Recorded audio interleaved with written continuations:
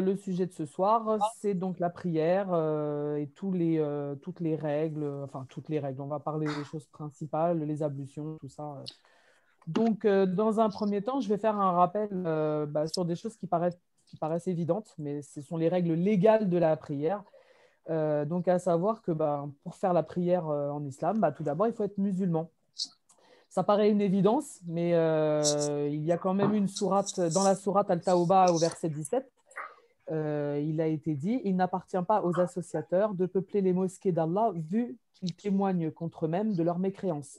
Voilà ceux dont les œuvres sont vaines et dans le feu ils demeureront éternellement. Donc la prière du mécréant ne sera jamais acceptée. D'accord. Ensuite, il faut être en possession de toutes ses facultés. Effectivement, la prière, elle n'est pas exigée des gens qui sont insensés, qui ont des troubles mentaux ou des choses comme ça. Le messager d'Allah a dit, la plume n'enregistre pas les actions de trois genres de personnes. La personne endormie jusqu'à ce qu'elle se réveille, l'enfant jusqu'à ce qu'il atteigne l'âge de la puberté et l'insensé jusqu'à ce qu'il retrouve la raison. Donc ça s'applique aux personnes qui sont mentalement déficientes, on va dire, tout le temps. Et puis ça peut être aussi des personnes qui vont rencontrer des troubles à un moment donné, qui vont se régler par la suite. Et donc dans ce cas-là, une fois qu'ils retrouvent leur raison, ils peuvent à nouveau prier parce que tout simplement, ils peuvent ne pas respecter le rituel en tant que tel, ne pas dire ce qu'il faut, etc. Ils seront excusés de ne pas faire leur preuve de ça. Donc, il faut donc atteindre l'âge de la puberté. Alors, ça ne veut pas pour autant dire qu'on ne peut pas initier nos enfants à la prière. C'est même vivement recommandé à partir de l'âge de 7 ans, qui est l'âge de raison. Et à partir de 10 ans, on est même autorisé alors, à frapper nos enfants entre parents. Hein. C'est plus dans le sens les reprendre, voire les punir ou quoi que ce soit s'ils refusent la prière parce qu'ils sont encore sous notre responsabilité à cet âge-là et que nous, en tant que parents, on a la responsabilité de leur apprendre la prière. Si ensuite, quand ils ont atteint l'âge, je vous en avais parlé la dernière fois, une fois qu'ils auront atteint l'âge de la puberté, ils deviennent responsables de leur culte. Et donc, voilà, vous n'êtes plus tenus. Alors, bien sûr, il faut continuer à leur faire ces rappels-là, mais la responsabilité leur appartient complètement, quoi. Ensuite, être en état de pureté, donc il s'agit des petites ou des grandes ablutions. Donc les petites ablutions donc c'est les ablutions qu'on est obligé de refaire lorsqu'on va aux toilettes, lorsqu'il y a une émission de gaz, lorsque on a touché quelque chose, une souillure ou quelque chose comme ça. Et les grandes ablutions sont à faire en plus des petites ablutions après donc les rapports intimes et puis pour les femmes quand elles ont eu leur menstru. Conserver la pureté des vêtements. Bah oui, parce que la pureté, ce n'est pas uniquement que la toilette qu'on fait sur notre corps. On doit absolument avoir des vêtements propres, qui n'ont pas de souillure, et notamment les lieux aussi où l'on prie, qui doivent être des lieux. Il y a certains endroits où on n'a pas le droit de prier. Hein. Ça tombe sous le sens, hein, les lieux comme les toilettes, les endroits où on se nettoie, etc. Voilà, on ne prie pas dans ces endroits-là. Et même si vous priez dans un endroit qui est autorisé à la prière, vous devez toujours veiller à ce que le sol soit propre, voilà, être dans un environnement. Et puis, c'est aussi pour le musulman une hygiène au quotidien, vu qu'on prie 5 fois par jour, c'est une habitude d'être propre, c'est quelque chose qui s'installe, qui s'instaure naturellement après, quoi. Il faut ensuite, bien sûr, couvrir les parties privées du corps. Donc, pour la femme, je rappelle que ne doivent être apparents que les mains et le visage. Alors, pour les pieds, les écoles divergent sur ce point. Certains disent que non, il faut absolument couvrir les pieds. D'autres disent que ce n'est pas utile. Alors, après, on a tendance à dire dans l'islam que quand il y a un doute qui subsiste sur quelque chose, il vaut mieux prendre la solution de se couvrir. Après, il faut savoir que les écoles qui divergent et qui sont contre le fait de laisser les pieds nus disent et précisent bien que ça n'engage pas, comment dire, ça n'engage pas de châtiment.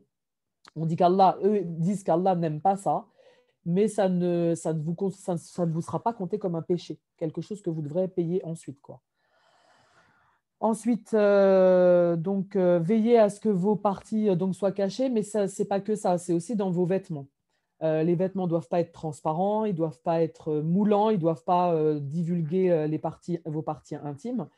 Et j'ai envie de vous dire une chose, c'est que si moi je vois des fois des femmes qui se mettent à prier et au moment de la prière, on les voit se mettre plein de trucs sur elles, bah, j'ai envie de vous dire que si vous êtes obligé de mettre plein de vêtements sur vous au moment où vous faites votre prière, c'est que votre façon de vous habiller avant n'était pas adéquate.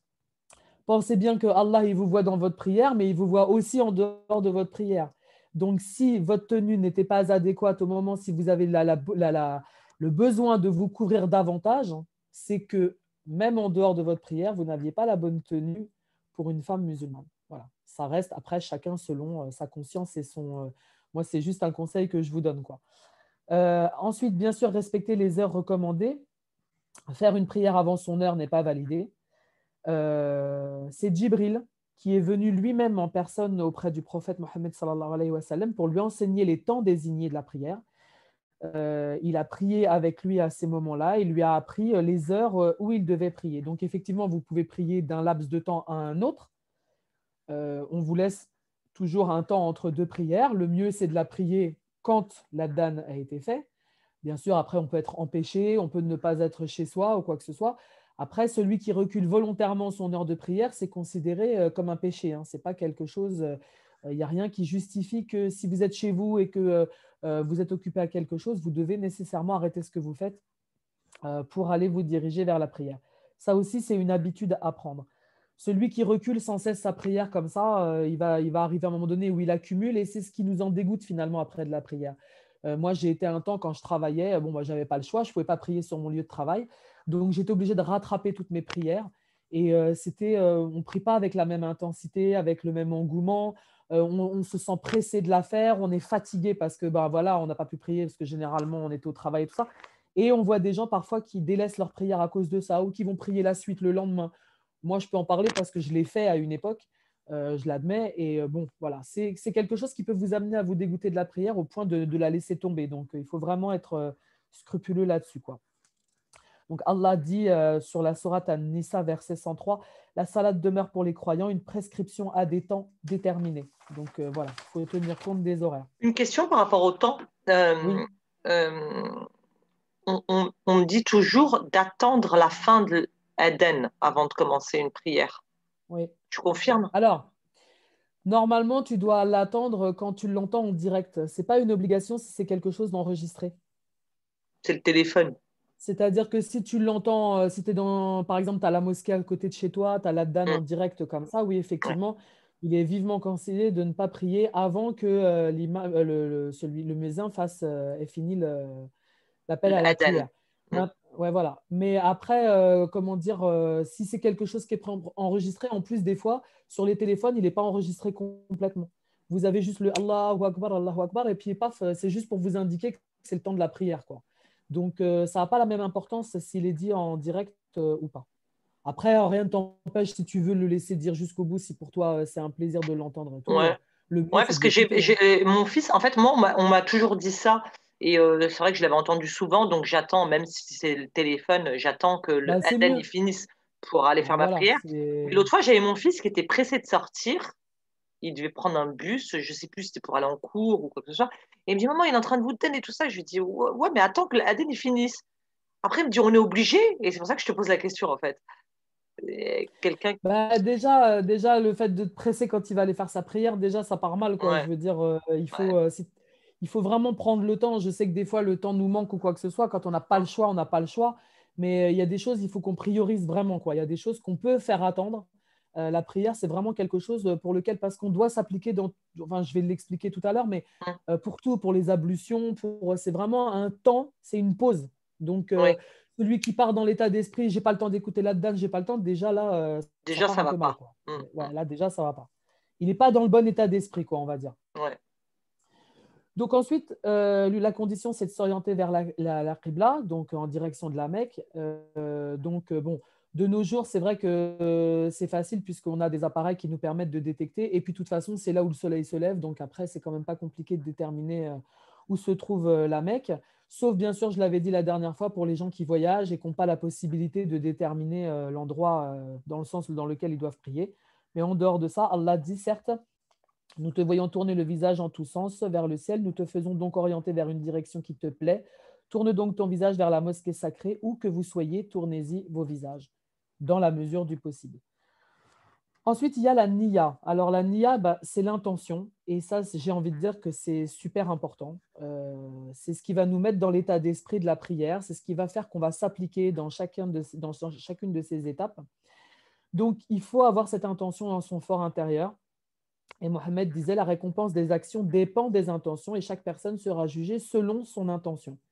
Donc, il faut avoir les bonnes intentions, savoir pourquoi on prie, qu'est-ce qu'on attend de cette prière, et ne pas prier pour se faire voir des autres ou pour, voilà, c'est encore une fois, c'est un acte intime, c'est quelque chose de, il faut vraiment en comprendre le sens, quoi.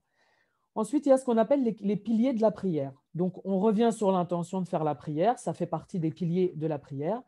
Alors, l'intention, elle doit accompagner la première takbira, c'est-à-dire le premier Allahu Akbar que vous allez effectuer. Une chose, je crois que je le dis après, mais je vais quand même le dire à ce moment-là, c'est interdit de préciser avant la prière quelle prière vous allez faire. C'est-à-dire qu'on voit des gens qui se mettent en position pour prier la prière de l'Asr et qui vont dire Salat l'Asr avant de prier. Ça ne sert à rien, c'est une innovation. On a vu des gens pour qui ça devient rituel, c'est-à-dire qu'ils annoncent la prière qu'ils vont faire. Vous comprenez ou je te vois dubitative, Africa? Moi, je le fais. Eh ben, il ne faut pas. C'est une innovation, c'est interdit de le faire. C'est une innovation qui n'a été prescrite ni par le prophète, ni par ses compagnons, ni personne. L'intention, elle ne sert à rien. Allah sait au moment où vous faites votre prière pourquoi vous faites votre prière. C'est pour ça qu'il faut nourrir l'intention, mais vous ne devez pas préciser ce que vous priez au moment où vous le priez. Incroyable. Voilà. J'ai toujours fait comme ça. Alors là, ça va être dur d'enlever cette habitude. Non, ça va être Et facile. Vas-y. donc, cette intention, elle doit se faire avec donc la première takbira, donc le moment où vous dites Allahu Akbar, ou la précéder brièvement, d'accord? Et ensuite, il est dit, rester debout est un devoir, sauf pour celui qui en est empêché. Sourate 2, verset 238. Soyez assidus au salat et surtout la salat médiane, la salat de la Asr, et tenez-vous debout devant Allah avec humilité. Prie en étant debout si tu en es. Non, prie en étant debout. Si tu en es incapable, prie en étant assis.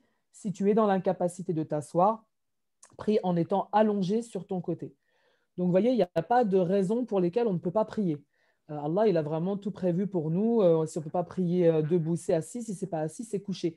Il y a même des gens qui sont chargés de lourds handicaps qui ne prient qu'avec la tête et les yeux. Ceux qui sont vraiment hémiplégiques, tout ça, qui ne peuvent absolument pas bouger leur corps, arrivent à prier comme ça. Et la prière est validée, hein. Ensuite, donc la première takbira, c'est la clé de la prière. C'est une obligation. Regardez bien la vidéo de Rachid Al-Jaï parce qu'il explique tout ça très clairement. Parce qu'il y a des choses dans la prière qui sont obligatoires, il y a des choses qui sont sunnan, ça veut dire qu'ils font partie de la sunna du prophète, et qui sont conseillées de faire, et il y a des choses qui ne sont pas du tout obligatoires. Mais ça, la takbira, c'est obligatoire. On ne peut pas commencer sa prière sans dire Allahu Akbar. C'est obligatoire. La première takbira, la clé de la prière est la pureté. La première takbira est sa consécration rituelle et le taslim, qui est le salut final, est sa validation. Ensuite, l'obligation, elle est dans aussi le fait de réciter la Fatiha. Vous pouvez, même si vous ne connaissez pas d'autres sourates, mais celle-là, elle est obligatoire. On l'appelle les 7 répétés parce que c'est les 7 versets qu'on va répéter systématiquement dans toutes les prières, dans toutes les rakas.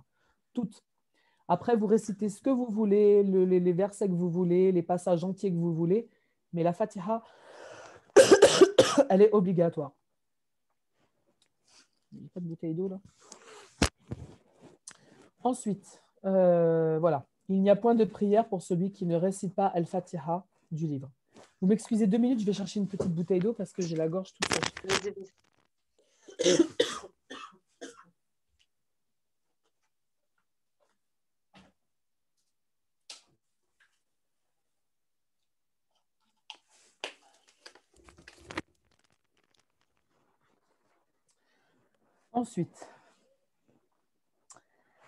Ensuite, il y a ce qu'on appelle le roku. Le roku, c'est cette inclinaison que vous faites juste avant.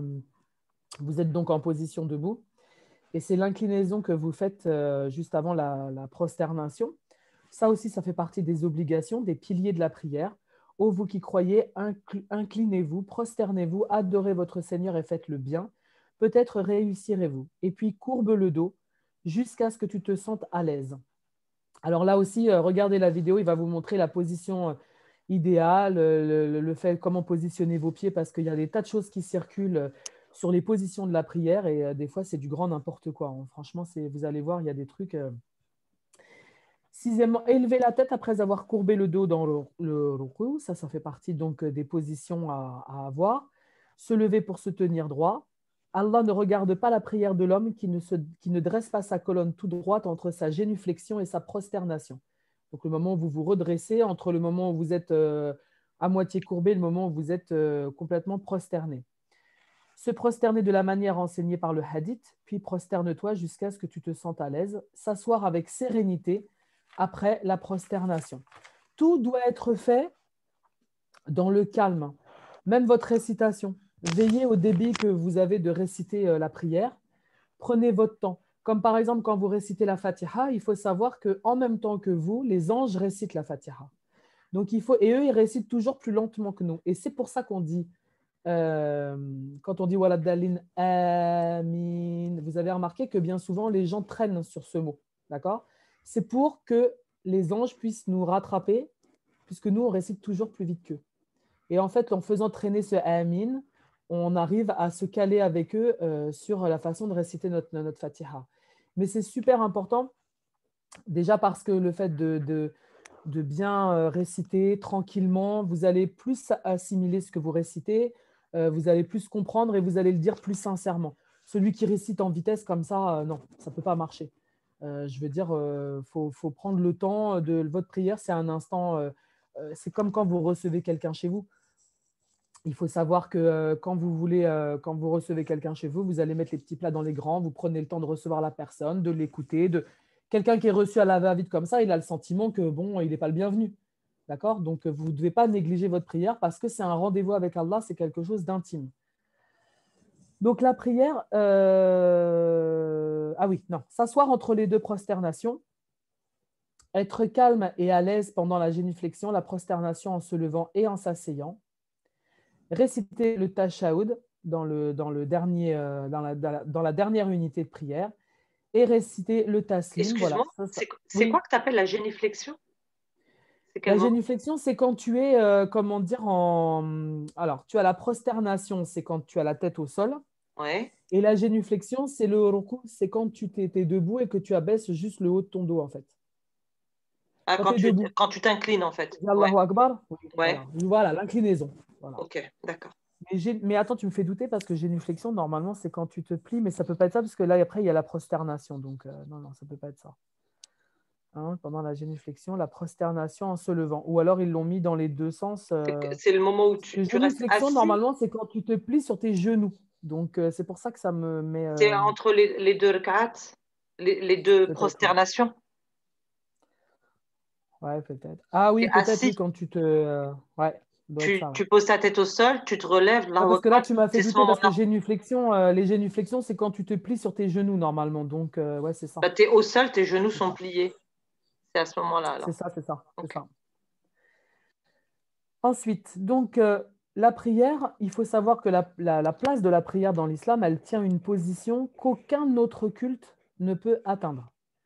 C'est-à-dire que c'est vraiment, le prophète Mohammed disait, le capital de la vie, c'est l'islam, son pilier et la prière, son summum est le djihad. C'est le premier culte qui a été prescrit par Allah quand le prophète Mohammed a fait l'ascension nocturne. D'ailleurs, je ferai l'objet ce sera le prochain, parce que Orma m'a demandé de faire un sujet là-dessus sur l'ascension nocturne du prophète. Et donc, on verra que voilà, ce n'est pas parmi toutes les indications qui nous ont été transmises par le biais du Coran et par la sunna du prophète. Là, il faut savoir que ça fait partie des piliers qui ont été transmis directement de Allah à son prophète. C'est-à-dire qu'il a parlé directement avec lui. C'est le premier culte qui a été prescrit, d'accord, durant ce moment-là. La prière a été prescrite sur le prophète la nuit de l'Isra. Elle a été d'abord prescrite 50 fois, et puis le nombre a été diminué à 5. Ensuite, on a appelé « Ô Muhammad, je ne change jamais d'avis. tu auras pour les 5 prières la récompense de 50. Allah avait demandé 50 prières, vu qu'il ne revient jamais sur une décision qu'il a prise. Il a accepté d'alléger les prières pour les musulmans parce que vous verrez dans l'histoire de l'ascension, il y a un prophète qui dit à Mohammed, retourne auprès d'Allah parce que jamais ta communauté ne pourra effectuer 50 prières par jour. C'est trop lourd. Et quand il est retourné, il a accepté de revenir sur le nombre de prières. Mais comme il ne revient jamais sur un décret, eh bien, quand on fait 5 prières, c'est comme si on en faisait 50. Donc, autant bien les faire parce que voilà, il faut voir ce que ça peut nous rapporter au cours d'une journée. Hein, ça fait 250 prières à la journée. Je ne sais pas si vous vous rendez compte, ce serait impossible à faire en temps réel, quoi. De même, la prière, c'est également le premier compte qu'on aura à régler le jour de la résurrection. C'est-à-dire que ceux qui auront négligé leur prière, qui ne l'auront pas faite, qui l'auront mal faite, ou qui ne l'auront pas fait dans les temps déterminés, ou qui auront… Tout ça, ça va être la première des choses qu'on va devoir régler auprès d'Allah, cette dette-là, par rapport à notre prière. Donc, c'est dire à quel point c'est un rituel très, très important. On dit que c'est la colonne vertébrale de l'islam, c'est une réalité. Comme les gens qui font le jeûne du mois de Ramadan et qui ne prient pas, ou qui se mettent à prier pendant le jeûne, parce que ça existe, vous avez des gens qui ne prient que pendant le jeûne du mois de Ramadan, ça n'a aucun sens. Ça n'a aucun sens. On explique qu'il y a certains hadiths qui précisent carrément que ce qui distingue le mécréant du croyant, c'est la prière. Donc, c'est vraiment dire l'importance. Il faut savoir qu'une personne qui n'a pas prié au cours de sa vie, vous ne pouvez pas le laver au moment où il meurt, vous ne pouvez pas prier sur lui, vous ne pouvez normalement même pas manger à sa table. Donc, c'est dire à quel point la prière est importante dans la vie du musulman et au regard d'Allah, quoi. Donc, il faut savoir que si la prière n'est pas valide, toutes les actions que le musulman fera ne seront pas valides. Voilà. Et si elle est corrompue, toutes les actions seront alors corrompues. Ça, c'est un hadith de Tabarani. Donc, vous voyez, c'est vraiment lié. Parce que la prière, c'est ce qui va vous permettre de vous écarter. Quand on fait sa prière, on réalise d'un seul coup, on parle avec Allah, on a ce contact. Et du coup, c'est quelque chose… on ne peut pas d'un côté faire sa prière, parler avec Allah, demander des choses, et de l'autre côté se comporter. Ça n'a pas de sens. Il faut que tout soit crédible, cohérent. Je veux dire, c'est la base de notre comportement, elle tient aussi dans notre prière. C'est voilà, c'est hyper important pour le musulman. En rendant son dernier soupir, le prophète Mohammed sallallahu alayhi wa sallam a dit la prière est ce que vous possédez comme esclave. Donc, la prière, il le dit, c'est ses derniers mots, il le dit 2 fois. Donc voilà, on comprend que la prière sera le dernier principe abandonné dans la religion, il faut le savoir. Une fois perdue, toute la religion sera perdue. On sait que l'islam va finir par disparaître à la fin des temps, et le premier des principes, ce sera la prière qui va disparaître. Donc les nœuds de l'islam, ça veut dire ces principes, vont se dénouer l'un après l'autre. Chaque fois dénoué un nœud, les gens vont s'accrocher au suivant. Or, le premier nœud dénoué sera le pouvoir et le dernier, la prière. Voilà, ça, c'est un hadith qui explique ça. Dans un verset coranique, Allah a lié la prière à l'invocation. La prière détourne des turpitudes et du mal. Invoquer Allah est un devoir capital. Dans une autre sourate, bienheureux celui qui se conserve pour mentionner le nom de son maître et prie. Faites la prière pour m'invoquer. Voilà, ça revient constamment. La prière, elle est liée à tous les actes cultuels de l'islam, quoi, en fait. L'islam prescrit la prière et ordonne de l'exécuter en résidence comme en voyage, en état de sécurité comme en état de peur. Dans la sourate 2, il est dit « Observez ponctuellement les prières, notamment la prière intermédiaire, contribuez à la gloire d'Allah, plein de ferveur. En période de trouble, il vous est permis de prier en marche ou à cheval. Quand vous êtes en sécurité, priez comme Allah vous l'a enseigné, ce que vous ne le saviez pas encore. » Donc, Dieu va faire de sévères reproches à celui qui la néglige et il a durement menacé ceux qui l'abandonnent. Parce que ceux qui abandonnent la prière, en fait, c'est très mauvais de jouer avec la prière. On voit des gens qui prient, puis ils ont des cas où ils s'arrêtent. Moi, je connais des plus jeunes qui vont prier que Jumu'ah. C'est hallucinant. Ils jouent avec la prière. Vous jouez avec votre prière, Allah, il va jouer avec vous. On a vu des gens devenir presque limite fous à force de jouer comme ça avec leur prière. Donc, faites très attention. C'est quelque chose à prendre très au sérieux. Dans la sourate 19 de Mariam, verset 59, puis leur succédèrent des générations qui délaissèrent la prière et suivirent leur passion. Ils se trouveront en perdition. Voilà. Il a également, à la rigueur, il vaut mieux ne pas chercher à en faire plus que nécessaire, d'accord?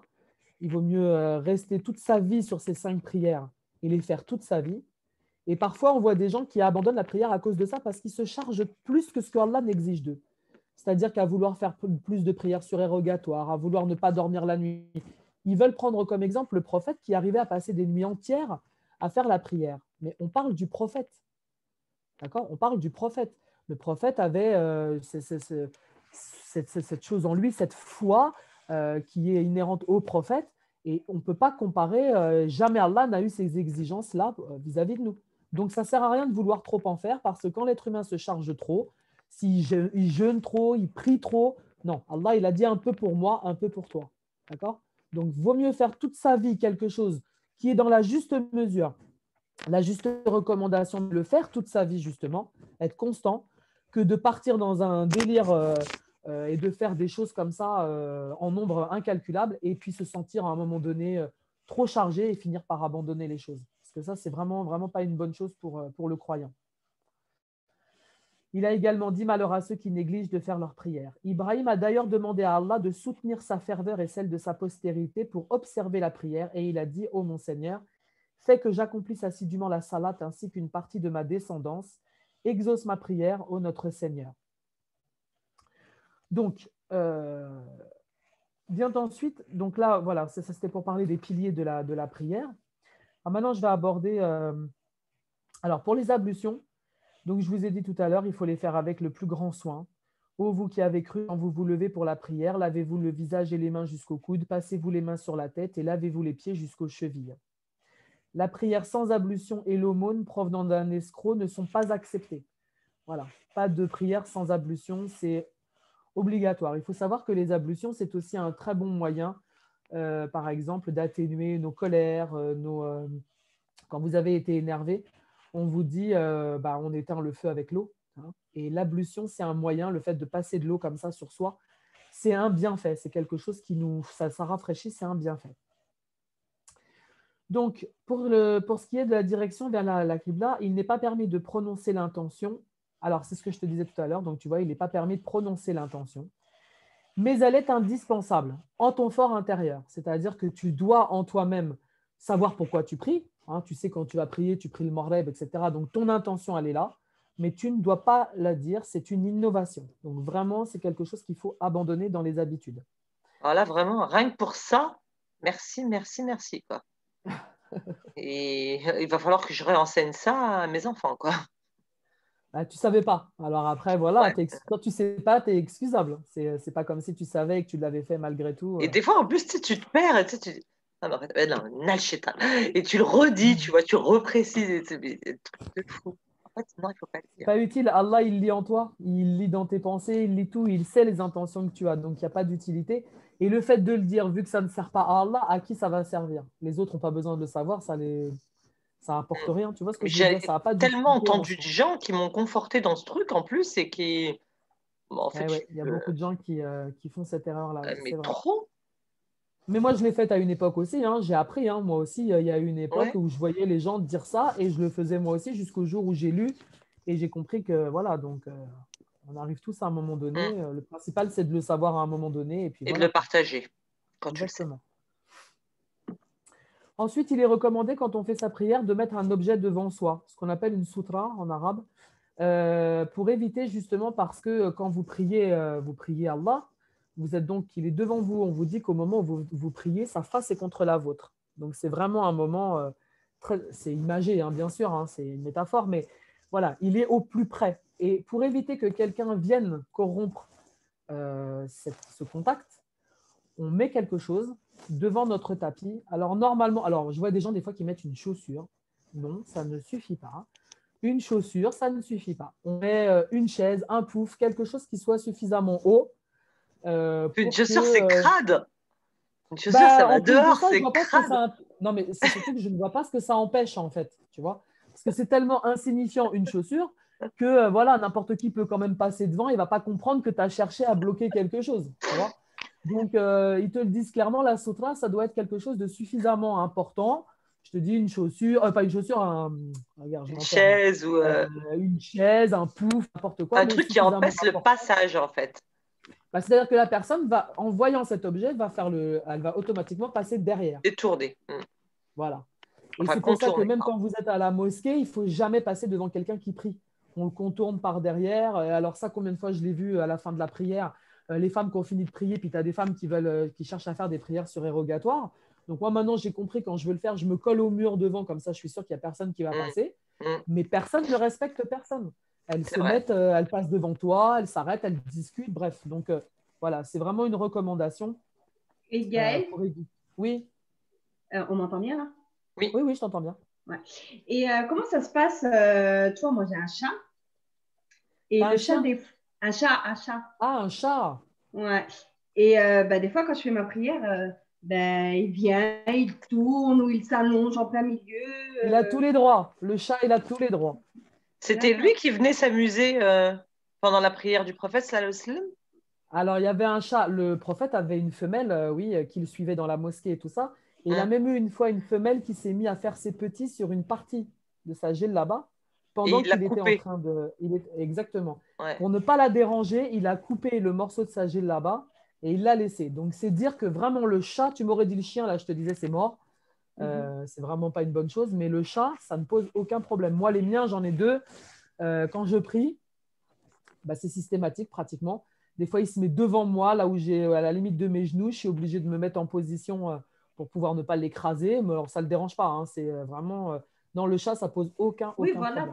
tu fais comment quand il est bien installé, Bah, bien allongé et que eh tu... ben, tu fais comme si tu avais à faire. T'inquiète pas de lui-même, il va sentir que tu mets le poids sur lui et il va partir. Il va partir. Si D'accord. vraiment il te gêne dans ta procédure. Moi, maintenant, il est malin, il se met soit en décalage ou quoi que ce soit, il se met sur le côté. Il a Mais il a compris compris. que j'allais l'écraser. Ouais, ouais, il a compris que j'allais Sans l'écraser si je pitié. m'allongeais sur lui. Bah oui, parce que sinon, tu ne prends pas la bonne position. En fin de compte, en voulant, toi, ça part d'un bon sentiment, tu ne veux pas lui faire mal. Mais toi, du coup, tu ne prends pas la bonne position, tu vois. Donc, ta prière, elle passe avant lui quand même. Et Ouais. en te mettant comme tu dois te mettre, lui, il va ressentir une gêne. C'est lui qui va se décaler, t'inquiète pas. D'accord. Super, merci. Je t'en prie. Euh, Donc, ouais, je parlais de la sutra. Voilà. Ensuite, on dit Allahu Akbar en fixant le regard vers l'endroit où l'on se prosterne. C'est-à-dire qu'on va éviter. Alors, je vais survoler ça parce que Rachid Al-Jaï, il l'explique très, très bien dans sa vidéo. En fait, il faut éviter de regarder trop devant soi. C'est pas... Vous avez le droit de le faire. D'accord? Ce n'est pas interdit de regarder devant soi. La seule chose qu'on n'a pas le droit de faire, c'est de regarder vers le ciel. Ça, c'est interdit. On ne prie jamais les yeux vers le ciel. Jamais.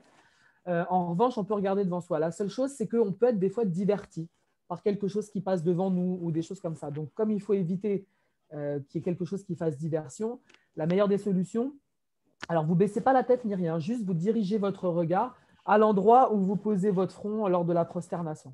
Voilà, comme ça évite. Pareil, évitez de prier dans des endroits trop lumineux pour éviter d'avoir trop de perceptions autour de vous qui pourraient aussi vous gêner, ou de prier devant des objets trop colorés ou décorés. On sait que le prophète, il y avait un hadith où il était en train de prier et il avait un rideau avec des dessins qui représentaient des oiseaux et ça l'avait diverti dans sa prière. Donc, il avait demandé à l'une de ses femmes, je crois que c'est Aïcha d'ailleurs, de retirer ce rideau parce que ça le divertissait dans sa prière. Donc, c'est pareil, les meilleurs des tapis, c'est des tapis tout simples, des choses qui ne sont pas trop décorées. Voilà. Tout ça, ce n'est pas que le beau est toujours recommandé dans l'islam, mais là, c'est vraiment pour éviter que votre attention soit captivée par autre chose. Donc, on lève les mains au moment du takbir. On pose les deux mains, la main droite sur la main gauche. Ouais, comme ça. Voilà, je vous montre vite fait. Pareil, alors vous verrez qu'il n'y a pas qu'une façon de faire. Il y a des gens qui vous disent non, le prophète, il priait d'une certaine manière. Rachid Al-Jaï aussi, il le dit. Non, il y a plusieurs. Vous pouvez prier avec les bras le long du corps. Ce n'est pas interdit, d'accord? Quand on met ses mains, c'est pareil. C'est une façon de se concentrer.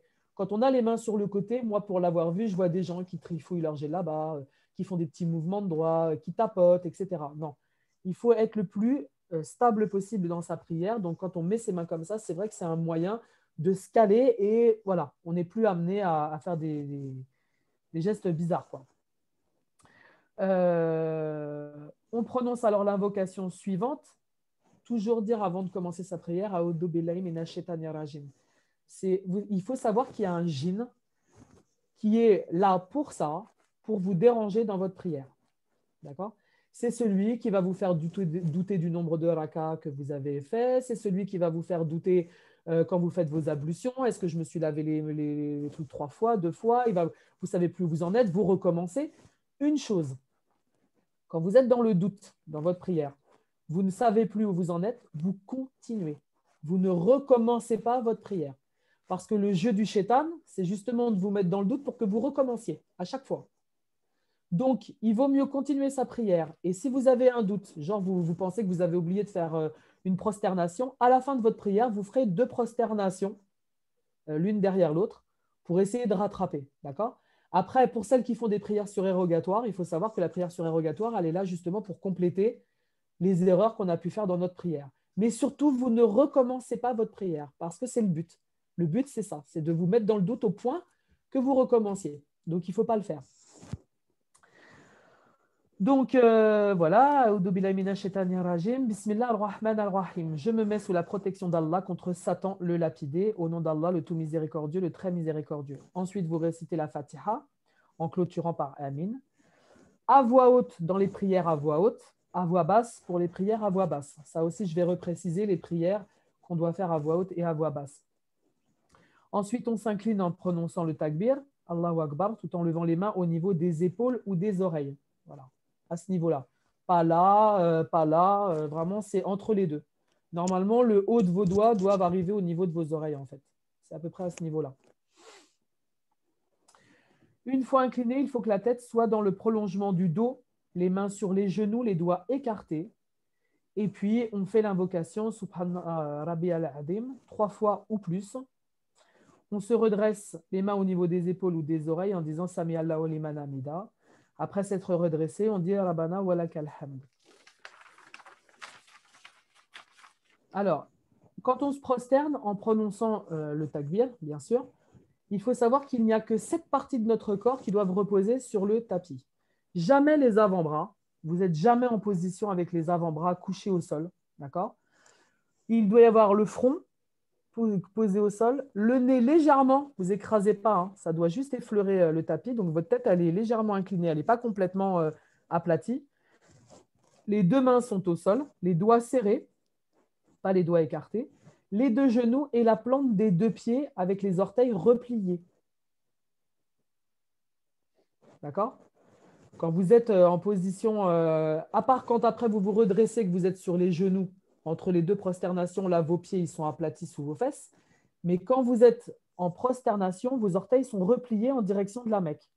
D'accord? C'est comme ça. Ensuite, on redit alors Subhana Rabbi al-Ala 3 fois. Gloire et pureté à mon Seigneur le Très-Haut.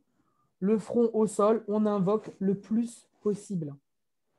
Moi, je suis navré quand je vais à la mosquée. J'ai jamais le temps d'invoquer. L'imam, généralement, il est hyper rapide. Je n'arrive pas à comprendre. Alors, est-ce que après il y a quelqu'un qui m'a dit que oui, mais le Jumu'ah, il doit prier rapidement. Je ne sais pas si c'est vrai, il faudra que je vérifie parce que c'est le moment où vous pouvez tout demander à Allah. C'est le moment où vous pouvez vous confier. C'est le moment où il est le plus proche de vous. Donc, vraiment, prenez le temps de lui demander tout ce que vous avez à lui demander. D'abord pour vous, ensuite pour vos proches et ensuite pour les gens autour de vous. Ça peut être vos voisins, vos amis, peu importe. Toujours d'abord pour vous. D'accord? Aussi une chose, parlez doucement. Même si vous avez, par exemple, on a le droit de pleurer dans sa prière. On peut des fois être débordé d'émotions pour quelque chose, on a une demande particulière à lui faire ou quoi. Jamais vous ne devez rentrer dans des transes, parler fort, crier ou quoi que ce soit. Non, la pudeur, elle reste de mise dans la prière. Allah n'aime pas les gens qui crient et vous pouvez parfaitement exprimer les choses tout en parlant doucement. Il n'a pas besoin que vous hurliez pour vous entendre. Donc, ce n'est pas nécessaire de rentrer dans des crises de larmes ou des choses comme ça. Il faut rester tranquille, essayer de canaliser ça le plus possible, quoi. On relève ensuite la tête en prononçant le takbir et on étend son pied gauche sur le sol de manière à s'asseoir dessus et le pied droit relevé. Alors là, à expliquer, c'est inexplicable. C'est pour ça que je vous conseille vivement d'aller voir. C'est pour ça que je vous avais mis les photos ce matin. Je ne sais pas pourquoi elles n'ont pas réussi à passer. où on voit en fait comment ça c'est positionné. En fait, vous avez votre pied gauche qui est replié sous vos fesses, comme si vous étiez assis dessus, et votre pied droit, il est en fait, c'est inexplicable. Il est replié, lui, en fait, le pied. Je ne sais pas si quelqu'un parmi vous, ou Orma, ou je ne sais pas qui a déjà vu, mais le pied, il est en position à moitié relevé comme ça et replié, le pied droit. Oui, j'ai Il n'est déjà pas vu, mais lui-même. j'arrive jamais à faire comme ça. Alors, en fait, au début, c'est vrai que c'est un peu compliqué à faire, mais il faut essayer, même si au départ, tu n'es pas dans la meilleure position possible. Je te jure qu'après, ça se met tout seul. Les articulations s'y font très, très bien. Ça Parce que fait moi, au mal. début, j'ai galéré. Et puis, finalement, non, à force de le faire. Alors, au début, ton pied, tu ne le plies pas super bien. Tu vas voir que ce n'est pas évident à plier. Mais c'est la position, voilà, c'est la position idéale. Donc, j'essaierai quand même de vous envoyer une photo avant que vous regardiez la vidéo. Parce que c'est la Elle, position idéale. Alors, elle est où bien la sûr, si vous vidéo, tu pouvez as le dit? faire. Pardon? Elle est où la vidéo? Alors, en fait, j'ai expliqué tout à l'heure, je vais envoyer, après la réunion, je vais vous envoyer sur la Sarjad une vidéo de Rachid Al-Jaï qui explique en détail toutes les positions de la prière, le pourquoi, le comment. Vous allez voir, c'est super bien expliqué. Il va vraiment jusqu'au bout des choses. Et alors, je n'ai pas regardé la vidéo jusqu'au bout. Je ne suis pas arrivé encore au moment où il parle de ça. Mais forcément, il va en parler. Donc, et à mon avis, il va même le montrer puisque c'est lui qui fait la démonstration de la position et tout ça. Ouais, parce que ce qu'elle a oublié de vous préciser, c'est que la vidéo, elle dure plus d'1 heure. Ouais, elle dure plus d'une heure. Mais après, si vous êtes en recherche seulement d'une étape précise, rien ne Mm. vous empêche d'avancer la vidéo à l'endroit Non, mais où ça vous vaut le voulez coup aller. d'avoir les bonnes bases et au moins C'est surtout qu'il d'apprendre. l'explique vraiment très, Ouais, très bien, ouais. quoi. Il va vraiment jusqu'au bout des choses et vous allez voir là, obligé, quand vous aurez fini de l'écouter, vous aurez tout ce qu'il faut pour bien, vraiment, vraiment bien la faire, quoi. C'est sûr et certain. Donc, ensuite, on se prosterne ensuite pour la deuxième fois en prononçant le takbir et on réitère comme la première fois. Donc, on relève alors la tête en prononçant le takbir et on s'assied comme entre les deux prosternations, mais à un moment très court. Quand il y a 2 unités de prière, on fait donc la Fatiha plus une sourate ou un passage du Coran, puis on refait comme à la première raka'a. Donc, si la prière ne compte que 2 raka'a, on reprend la position du pied plié, on pose sa main droite sur la cuisse droite en repliant tous les doigts, sauf l'index que l'on pointe vers l'avant. Donc, c'est le moment où on va prononcer la tashaoud. D'accord? Quand vous faites at-tashaoud, ayez toujours les yeux fixés sur votre doigt quand il tourne. D'accord? Vous arrêtez de tourner quand vous prononcez la shahada. Vous dites ashhadu la ilaha illallah wa la sharika Allah wa ashhadu anna Muhammad rasulullah. Et si, donc, soit vous vous redressez pour continuer une autre raka'a, soit vous êtes au niveau du salut final et à ce moment-là, vous continuez à faire. Alors, la position, la sunna, c'est celle-là, c'est-à-dire que votre majeur est collé à votre pouce. Ça, c'est la sunna. Hein. Il n'y a pas d'obligation de le faire comme ça. D'accord? C'est la sunna et vous tournez dans le sens d'une aiguille d'une montre. D'accord? Et quand vous allez faire le salut final, vous continuez à tourner, mais vous ne regardez plus votre doigt, vous regardez à nouveau l'endroit où vous posez votre tête. D'accord? Donc, au début, on regarde, on tourne, on fait la shahada, on ne tourne plus, et on retourne pour prononcer le salut final en regardant l'endroit où on se prosterne. Donc, tout ça, je vous remettrai tout ça par écrit pour que ça soit bien clair, quoi. Ensuite, on fait ce qu'on appelle le salut en tournant la tête vers la droite en disant « Assalamu alaikum wa rahmatullah, assalamu alaikum wa rahmatullah ». Si bien sûr la prière comporte 3 ou 4 unités de prière, on récitera le tashaoud mentionné précédemment pour les 3 unités de prière dans la deuxième et dans la troisième, plus le salut final. Et quand vous avez 4 unités de prière, vous récitez le tashaoud dans la deuxième et la quatrième unité de prière, plus le salut final. Et voilà, et votre prière s'achève normalement comme ça. Donc, voilà, super. Qui c'est qui a envoyé l'image là? Trop bien. C'est Giloula. Merci Giloula. Super, impeccable. Voilà. Donc la position dont je vous parlais, c'est la première, la position La 8. 8. Là.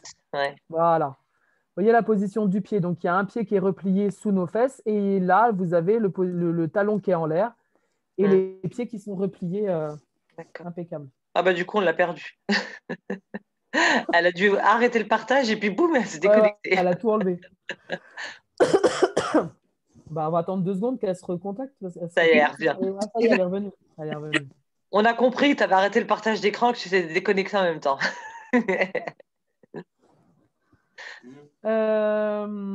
Comment dire? Donc, pour revenir à propos des prières qu'on récite à voix haute ou à voix basse, donc Sob, la prière du matin, c'est voix haute. Dor, c'est voix basse. La Asr, c'est voix basse. Et le Maghreb, c'est voix haute. Par contre, la troisième raka'a se fera à voix basse pour le Maghreb.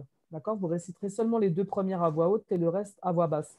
Pour la prière de Isha, elle se fait à voix haute, mais les troisième et quatrième raka'a se font à voix basse. D'accord? Donc, c'est toujours en fin de compte, pour les prières où on dit à voix haute, il n'y a que les deux premières raka'a qui se font à voix haute. Après, le reste, ça se fait à voix basse. Donc, là, maintenant, on a vu l'aspect un Ça, peu tu vois, technique pour de moi, la... enfin, de tout ce qu'on m'a dit depuis que je suis petite, la femme a fait à voix basse tout le temps. Alors, oui, j'ai entendu ça. Mais maintenant, à voix basse, de toute façon, la prière, déjà à la base, que ce soit un homme ou une femme, il ne doit pas réciter trop fort parce que, surtout quand vous priez avec d'autres personnes, moi, j'ai eu le cas chez moi où des fois, mes enfants, ils priaient pas avec moi, mais en même temps que moi. Et j'entendais mon fils qui hurlait Ça et te moi, perturbe. ça me perturbait Ouais, moi grave, aussi, quoi. Je ça veux me dire, je ne savais perturbe, plus où j'en hein. étais dans ma récitation. Donc déjà, à la base, il n'est pas conseillé de hurler quand on fait sa prière. Voix basse, voilà, pour une femme, il est vrai que de toute manière, il faut limiter le fait de lever la voix parce que la voix de la femme, ça reste quelque chose qu'il faut garder. Donc, effectivement, quand on dit à voix haute ou à voix basse, c'est juste une petite. Normalement, pour réciter de la meilleure des manières, il faut que juste vous vous entendiez. C'est tout. Il ne faut pas que quelqu'un, pour la femme par exemple, il n'est pas bon que quelqu'un de l'extérieur l'entende prier. Moi, j'ouvre toujours ma fenêtre quand je fais ma prière. Je ne sais pas pourquoi. J'ai besoin de sentir l'air quand je prie. Eh ben, je baisse la voix parce que je sais que quelqu'un peut passer devant chez moi. Je m'arrange pour parler suffisamment bas pour qu'on ne puisse pas m'entendre en fait. Donc voilà, parce que la voix de la femme, c'est quelque chose qui peut charmer, c'est quelque chose qui peut, voilà, même si elle ne le fait pas exprès, c'est comme ça. Donc effectivement, de toute manière, une femme, elle ne doit pas réciter à voix très haute, quoi qu'il en soit. Le fait de, quand tu récites la prière et que tu t'entends, là, c'est considéré comme la voix haute. Juste pour À t'entendre, partir du toi. moment où tu t'entends, toi, oui, ça y est, ça suffit. La femme, Ça elle n'a pas suffit. besoin de Donc, ça, c'est développer la voix plus. haute. Donc, ça veut dire Oui, qu'en oui. voix basse, je dois chuchoter, en fait. Tu parles comme ça. Voilà. Tu vois, c'est juste vraiment comme ça. La voix basse, là, vraiment, on n'entend rien. Il y a que... Oui, mais après, maman, après. Donc, Et je voulais savoir, Gaëlle, oui, pourquoi il y a des prières que c'est que voix basse j'ai pas de réponse. et Et j'ai cherché cette réponse, je ne sais pas combien de fois, et j'ai jamais trouvé de réponse qui m'expliquait la raison pourquoi il y avait des voix hautes, des voix basses, je ne sais pas. Alors maintenant, j'ai envie de te dire, il y a des choses, Allah, il s'est réservé ce savoir-là à lui. Ça fait partie, je crois, des choses, parce que moi, je me suis déjà posé la question et j'ai cherché et je n'ai pas trouvé. Ou je n'ai pas trouvé les bons sites, donc je vais rechercher à nouveau, hein, parce qu'il y a peut-être une réelle raison, hein. Après, il faut savoir que Allah, des fois, prescrit des choses uniquement pour voir qui va le suivre, de qui ne va pas le suivre. Tu vois? C'est comme la direction de la Mecque pour prier. À la base, il n'y a pas de. C'est à la demande du prophète que ça a été agréé, mais il n'y a pas de raison précise en soi. Par exemple, on sait qu'on peut consommer de la viande de chameau, mais on est obligé de faire ses ablutions après. Mais il n'y a pas d'explication. Tu vois? Moi, j'ai cherché l'explication pourquoi. Est-ce qu'on part du principe que c'est une viande impure ou quoi? Il n'y a pas d'explication. Donc Et moi, on je peut me dis, consommer. Allez, halal. oui, tu peux la consommer, mais tu es obligé de refaire tes ablutions après. Pourquoi? Je ne sais pas. C'est comme le fait qu'il y ait 2 rak'at dans le subh, 2 rak'at dans le fajr, 4 rak'at dans le dhuhr, 4 rak'at dans l'asr. En fait, Ça fait des fois, on se partie des pose la sciences que question. Allah s'est réservé, quoi. Il y a des choses, de toute façon, c'est dit. Il y a des choses qui vont nous être révélées et il y a des choses qui vont rester cachées.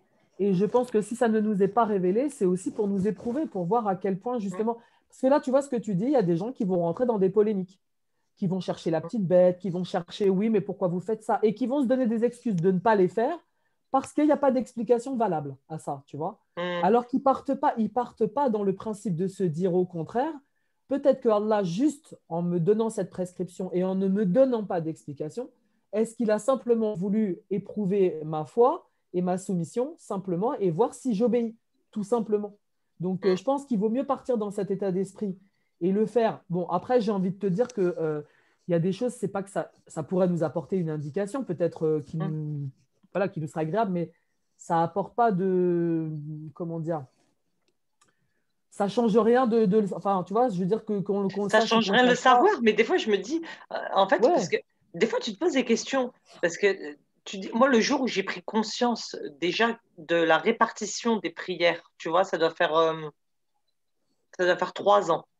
J'ai pris conscience, en fait, que Dhor, c'était vraiment le milieu entre le lever et non, la salat médiane, l'asr, non, ça. entre le lever et le coucher du soleil, que le milieu entre les deux, c'était bah, le sobh et le maghreb. Enfin bon, tu vois, j'ai pris conscience de ça. Et là, j'ai commencé à me poser des questions. Ça, mais je fais déjà, pourquoi ces horaires-là? Après, tu te dis, ouais, il y a des énergies qui sont envoyées, le soleil, les astres, les planètes et tout ça. Et puis après, on en parlait avec un ami il n'y a pas longtemps.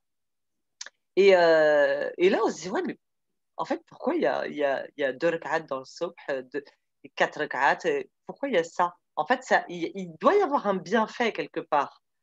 Mais en fait, Ah, sans doute, la mais ça nous a pas curiosité, elle été. a En tout cas, attisé, j'ai c'est vrai. jamais rien trouvé qui expliquait la raison. La répartition dans le temps, je pense que ça, on peut le comprendre parce que c'est quand même bien réparti dans le temps pour qu'on se souvienne d'Allah de manière toujours en laissant jamais trop passer de temps et tout. Donc ça, on peut à la rigueur le comprendre dans ce sens-là. Mm. Mais c'est vrai que le nombre de raka'a, ouais, ça, c'est vrai que ça fait partie des choses. Je pense que voilà, Allah, il a dû se les réserver et que c'est pour nous juste une façon de voir si on va se soumettre à ça ou pas, quoi, tout simplement. Je pense qu'il n'y a pas d'autre explication. Parce qu'à chaque fois qu'il y a eu une explication à donner et qui nous a été utile, il nous l'a transmise. Mm. Mm. Donc après, il y a une part de nous voir jusqu'où on est capable d'aller dans notre obéissance sans chercher. Et puis justement, peut-être pour déterminer les gens qui vont rentrer dans cette polémique, qui vont chercher la petite bête, qui vont chercher… c'est comme dans les versets coraniques, il te dit il y a des versets qui sont très clairs. Et puis il y a des versets qui sont tendancieux, on peut penser plusieurs choses. Et d'ailleurs, quand tu lis le tafsir, tu vas voir qu'il y a la version de plusieurs savants. Tel savant Mm. va dire ce verset il a été envoyé pour ça. Et en fait, chacune des réponses pourrait être la bonne, tu vois. Et chacune des réponses ne gêne pas l'autre. Tu vois ce que je veux dire? Donc, tu peux à la rigueur les adopter toutes sans que ça pose problème en fin de compte. Mais tu as des gens qui vont se servir de ces versets-là pour créer des polémiques. Ah oui, votre Coran, il se contredit. Ah oui, nanana. Et ça aussi, c'est des tests. Est-ce que tu es prêt à entendre les choses, à les accepter telles qu'elles sont dites ou à prendre toi parce que peut-être qu'un verset, effectivement, peut vouloir dire plusieurs choses en fonction des circonstances, tu vois, du contexte dans lequel tu es. Elle peut peut-être être d'un secours dans plusieurs cas, tu vois. Donc, mais ça aussi, c'est des tests pour voir ceux qui vont polémiquer. Et on sait que la polémique en islam, c'est interdit. Le débat, oui, tu peux débattre de quelque chose, mais la polémique, c'est interdit. C'est-à-dire que non, tu ne dois pas essayer d'opposer ton idée à celle de l'autre parce que voilà. Et je pense qu'il y a aussi une raison comme ça. Donc, là maintenant, je vais vous parler des mérites de la prière. Donc, le prophète Mohammed sallallahu alayhi wa sallam disait si l'un de vous avait une rivière qui coulait devant sa maison et dans laquelle il pourrait se laver 5 fois par jour, pensez-vous qu'il resterait sale? Ils dirent cela le débarrasserait de toutes ses impuretés. Il leur dit c'est l'exemple des 5 prières dont Allah se sert pour effacer les péchés. Ça, c'est un hadith de Bukhari. Donc, on nous dit clairement que la prière, c'est un rempart contre le péché, tout simplement. Ce rappel que vous vous faites constamment de vous dire que vous allez parler à Allah, c'est aussi le rappel de se dire qu'Allah nous observe, qu'Allah nous entend, qu'il est au courant de tous nos faits et gestes. Et celui qui craint Allah, justement, il va essayer de régler son comportement par rapport au fait qu'il sait qu'il est observé. Donc, normalement, celui qui prie, s'il est sincère dans sa prière, il va également adopter un comportement en adéquation. C'est quelqu'un qui va essayer de rompre avec les péchés. Maintenant, l'être humain, il a ses faiblesses. Il y a des fois, on pêche, on ne sait même pas qu'on est en train de commettre un péché. On n'est pas en train de dire que c'est ce qui va nous permettre d'être parfait. C'est en tout cas ce qui va nous permettre la prière quand on se confesse à Allah, parce qu'on peut lui demander des choses, mais on peut aussi simplement lui parler, c'est mettre le doigt sur ce qui ne va pas chez nous. On voit que la prière, elle est intimement liée avec l'invocation. L'invocation, elle doit aussi pallier à ça, c'est-à-dire à demander à Allah à nous aider à être meilleurs, à nous pardonner pour nos fautes. Enfin voilà, tout ça, c'est intimement lié. Donc vraiment, la prière, c'est quelque chose qui nous purifie. Donc ça nous purifie physiquement parce qu'on fait nos ablutions, d'une part. ça nous purifie mentalement, moralement, spirituellement, parce que par le biais de cette prière, on va se débarrasser de ce qui nous pollue, de ce qui nous salit, de ce qui fait qu'on commet des péchés au quotidien. Donc, il est dit dans la sourate 29, verset 45, « En vérité, la prière préserve de la turpitude et du blâmable. Le rappel d'Allah est certes ce qu'il y a de plus grand, et Allah sait ce que vous faites. » Voilà. En fin de compte, quand vous vous confessez, lui, il n'a pas besoin de cette confession. Il sait ce que vous faites, il sait ce que vous pensez. D'accord ? Mais le fait que vous vous confessiez, le fait que vous reconnaissiez votre faute, c'est déjà que vous avez mis le doigt sur quelque chose qui ne va pas. C'est que déjà, vous avez la volonté de changer ce qui ne va pas en vous. Ça, c'est déjà énorme. Il y a des gens qui vivent au quotidien, ils font des erreurs toute la journée, ils pêchent toute la journée et tranquille, quoi. Ça ne leur pose pas de cas de conscience. Voilà. Donc déjà, le fait que vous vous confessiez, le fait que vous demandiez à Allah d'être meilleur, c'est déjà qu'il y a une forte prise de conscience. Et c'est aussi le but de la prière. 3 éléments font de la prière. L'humilité devant la grandeur d'Allah. Donc faire la prière, c'est reconnaître toutes ses faiblesses, c'est reconnaître qu'on est dépendant de lui, c'est un acte de soumission par excellence, le fait de se prosterner. C'est d'ailleurs pour ça qu'on n'a pas le droit de se prosterner devant autre qu'Allah, parce que voilà, il n'y a que lui à qui on peut réserver cet acte-là. Donc c'est la reconnaissance de sa supériorité à lui. C'est que vous êtes, en vous prosternant devant lui, vous reconnaissez sa supériorité, vous recherchez son aide, vous lui montrez que vous lui faites confiance, que c'est à lui que vous vous en remettez. Donc vraiment, c'est l'acte de dévotion, quoi. L'adoption par son corps et tous ses organes de la posture de respect nécessaire. Voilà. Toutes ces règles qu'on vous apprend comment vous tenir pendant la prière, c'est des règles de maintien qui font que voilà, vous devenez quelqu'un, on ne prie pas comme ça, les ravachis. Et après, c'est une posture que l'on va garder même quand on va être en présence des gens. C'est-à-dire que quand on prend l'habitude de bien se tenir devant Allah, c'est quelque chose qu'on va conserver après. Parce que Allah mérite le respect, bien évidemment, mais tout un chacun doit obtenir votre respect et tout ça. Donc, vous devez rester. C'est une gymnastique en fait du corps aussi. D'ailleurs, il est prouvé qu'il y a un bienfait dans les postures de la prière. Moi, je vous dis franchement, ça m'est arrivé plein de fois de me claquer le dos quand je suis en position de sujoud. J'ai l'impression que mon dos, j'entends clac, et ça me provoque une détente formidable. On sait aussi que cérébralement, le fait de mettre la position du sujoud alimente certaines parties du cerveau qui ne sont pas alimentées par les gens qui n'ont pas cette posture. Donc, il y a vraiment un bienfait physique, spirituel. C'est vraiment un moment de détente. D'ailleurs, quand vous êtes dans les postures de prière, il ne faut pas qu'il y ait de tension dans votre corps. Il faut que, quelle que soit la posture que vous ayez prise, vous soyez en détente totale, dans l'équilibre total. Donc, il va vous montrer, Rachid Al-Jaï, dans sa vidéo, qu'il ne faut pas coller ses pieds. Il y a des tas de choses à faire pour vraiment être dans la posture idéale. Donc, la prière, elle nous fait aimer Dieu et le respecter. Et on n'oublie pas que Allah, parmi les noms d'Allah, il y a Al-Wadud. Al-Wadud, c'est celui qui aime et qui est aimé. Donc, la prière, elle nous fait aimer Allah parce qu'il nous apporte un bienfait à travers cette prière, déjà de nous entendre, de nous écouter, c'est notre confident, c'est celui qui nous exauce, qui va nous entendre. C'est ce moment qu'on crée avec lui. Des fois, on peut arriver, on va pour prier, on se sent angoissé, on n'est pas bien, etc. Et le fait de rompre avec nos habitudes du quotidien, c'est vraiment un bienfait moral super important. Donc, les mérites physiques, elle éduque quand elle est accomplie à ses heures, elle permet de gérer son temps, d'accord ? La prière à la mosquée provoque un sentiment d'appartenance à une communauté aussi. T'en parlais, Rafika, dans le développement personnel, le besoin qu'on a d'appartenir à cette communauté. Et c'est vrai que quand on prie, alors même si nous, les femmes, il nous est recommandé de prier chez nous, quand on a l'occasion de regarder juste les vidéos du pèlerinage à la Mecque, ça met les frissons quand vous voyez tous ces gens, ces milliers de personnes qui sont tous en train de prier dans le même sens, tous ensemble comme ça génère quelque chose, une force, quoi. On appartient à ce groupe-là et ce besoin d'appartenance, il est effectivement très important. Le fait de prier tous ensemble vers un point unique renforce le sentiment de fraternité et d'égalité entre musulmans. Et oui, parce qu'à plusieurs, on se sent toujours plus fort, ça nous confirme, ça nous maintient dans nos convictions, c'est un tout, c'est vraiment une force, quoi. Et cela efface toutes les différences. Oui, parce qu'à ce moment-là, plus personne n'existe selon son ethnie, il n'y a plus rien de tout ça. On est tous tournés dans la même direction, dans un but unique. Hein. Et là, du coup, les différences, elles sont gommées. On revient bien au sentiment d'unité. On remarquera que dans l'islam, l'unité, c'est quelque chose qui revient constamment. Allah est unique, on prie tous dans le même sens. Il y a vraiment tout ce sentiment et tout est tourné dans ce sens-là. La prière, c'est un moyen de nous réunir. Le mois du jeûne de Ramadan, c'est aussi un moyen où les musulmans sont unis parmi ceux qui sont nécessiteux. La zakat, c'est quelque chose qui nous unit aux miséreux. Vraiment, il y a ce sentiment d'union dans l'islam. C'est constant, constant, constant, toujours tourné vers le Créateur. Et ça crée la Ummah, c'est l'unité de toute la communauté, quoi. Donc, vraiment, c'est un sentiment très, très fort. Donc, ces prières, oui, effectivement, ce sont donc des pauses, des moments de détente où on se recentre sur soi.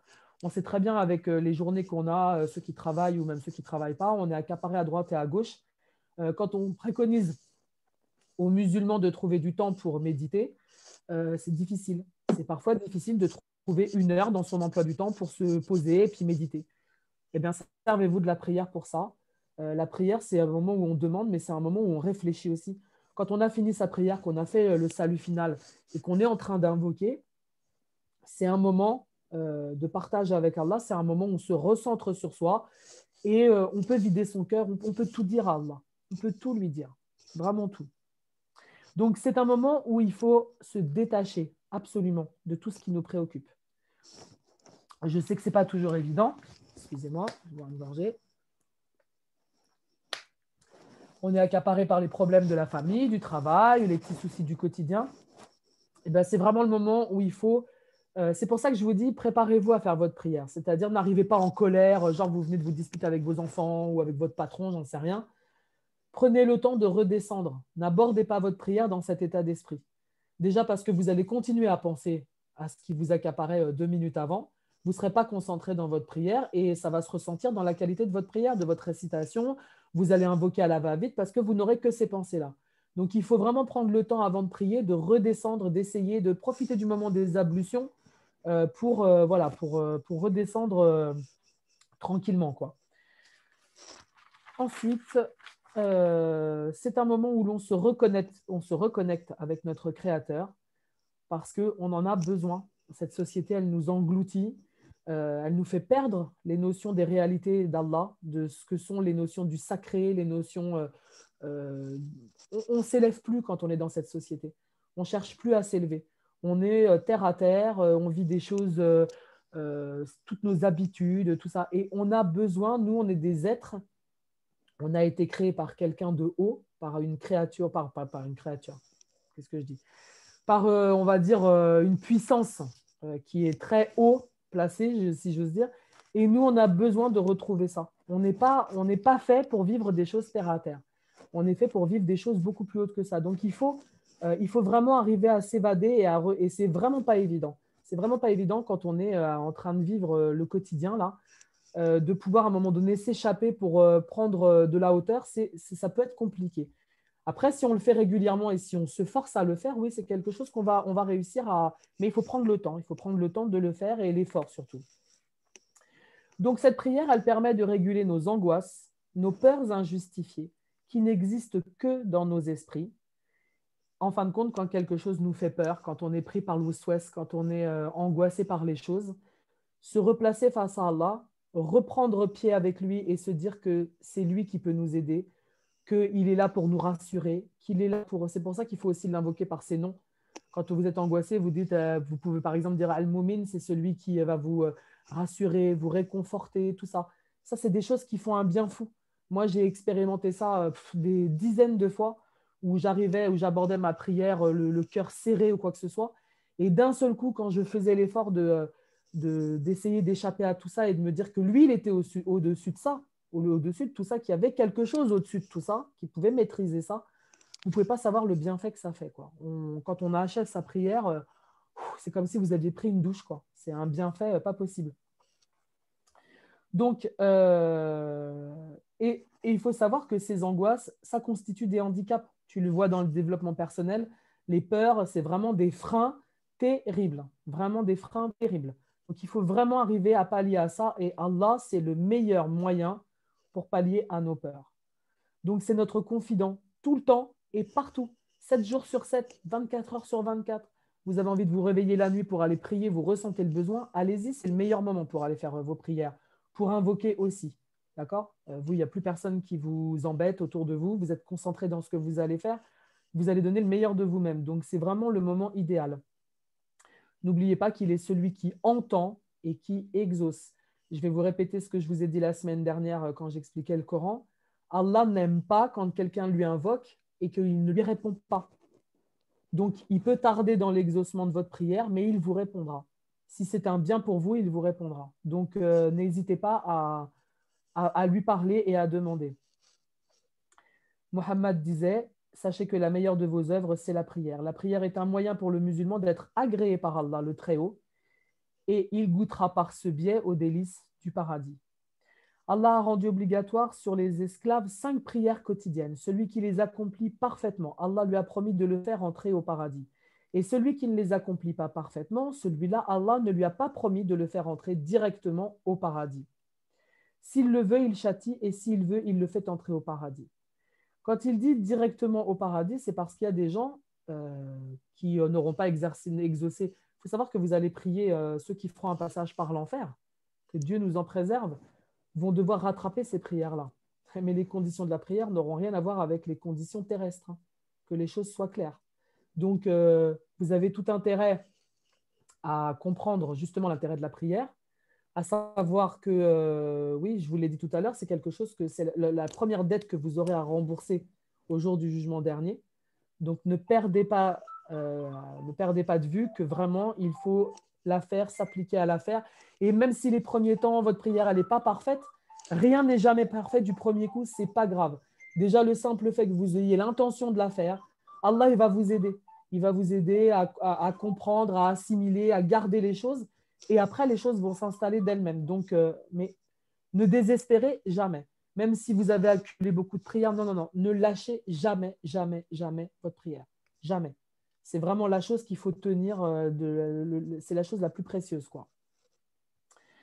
Qu'espérer donc de plus que le paradis que nul œil n'a vu et nulle pensée imaginée.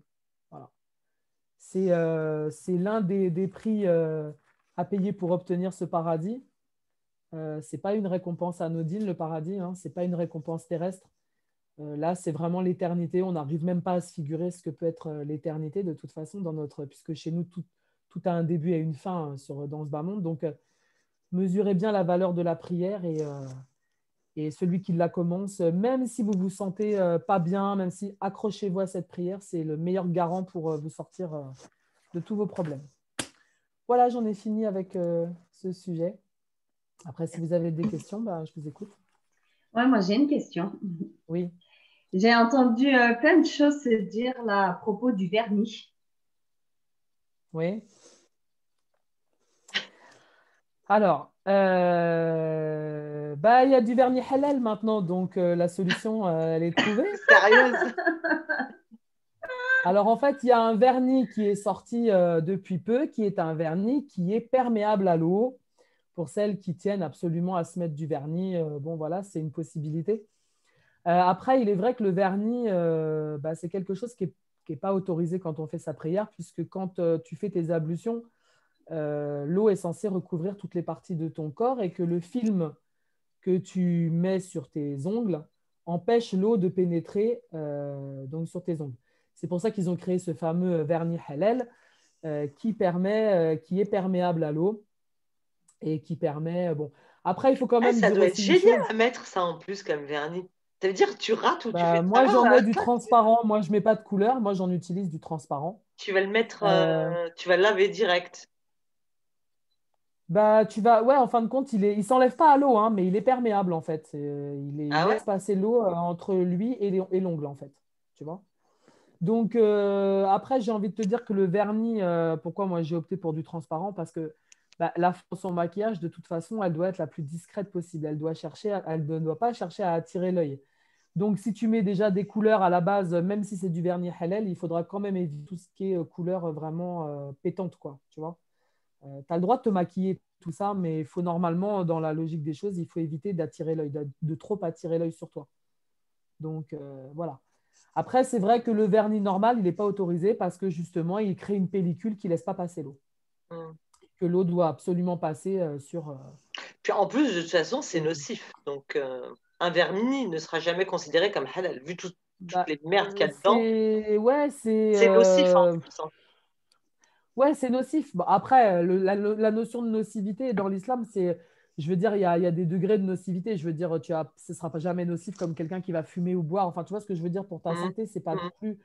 Après, ça dépend à quel rythme tu le mets. Ça dépend, voilà, c'est comme tout. Même les maquillages, hein, si tu veux aller par là, tu as des produits. On sait qu'il y a des produits qui sont pas du tout bons pour la Ouais. peau. Bon, après, là, après, c'est.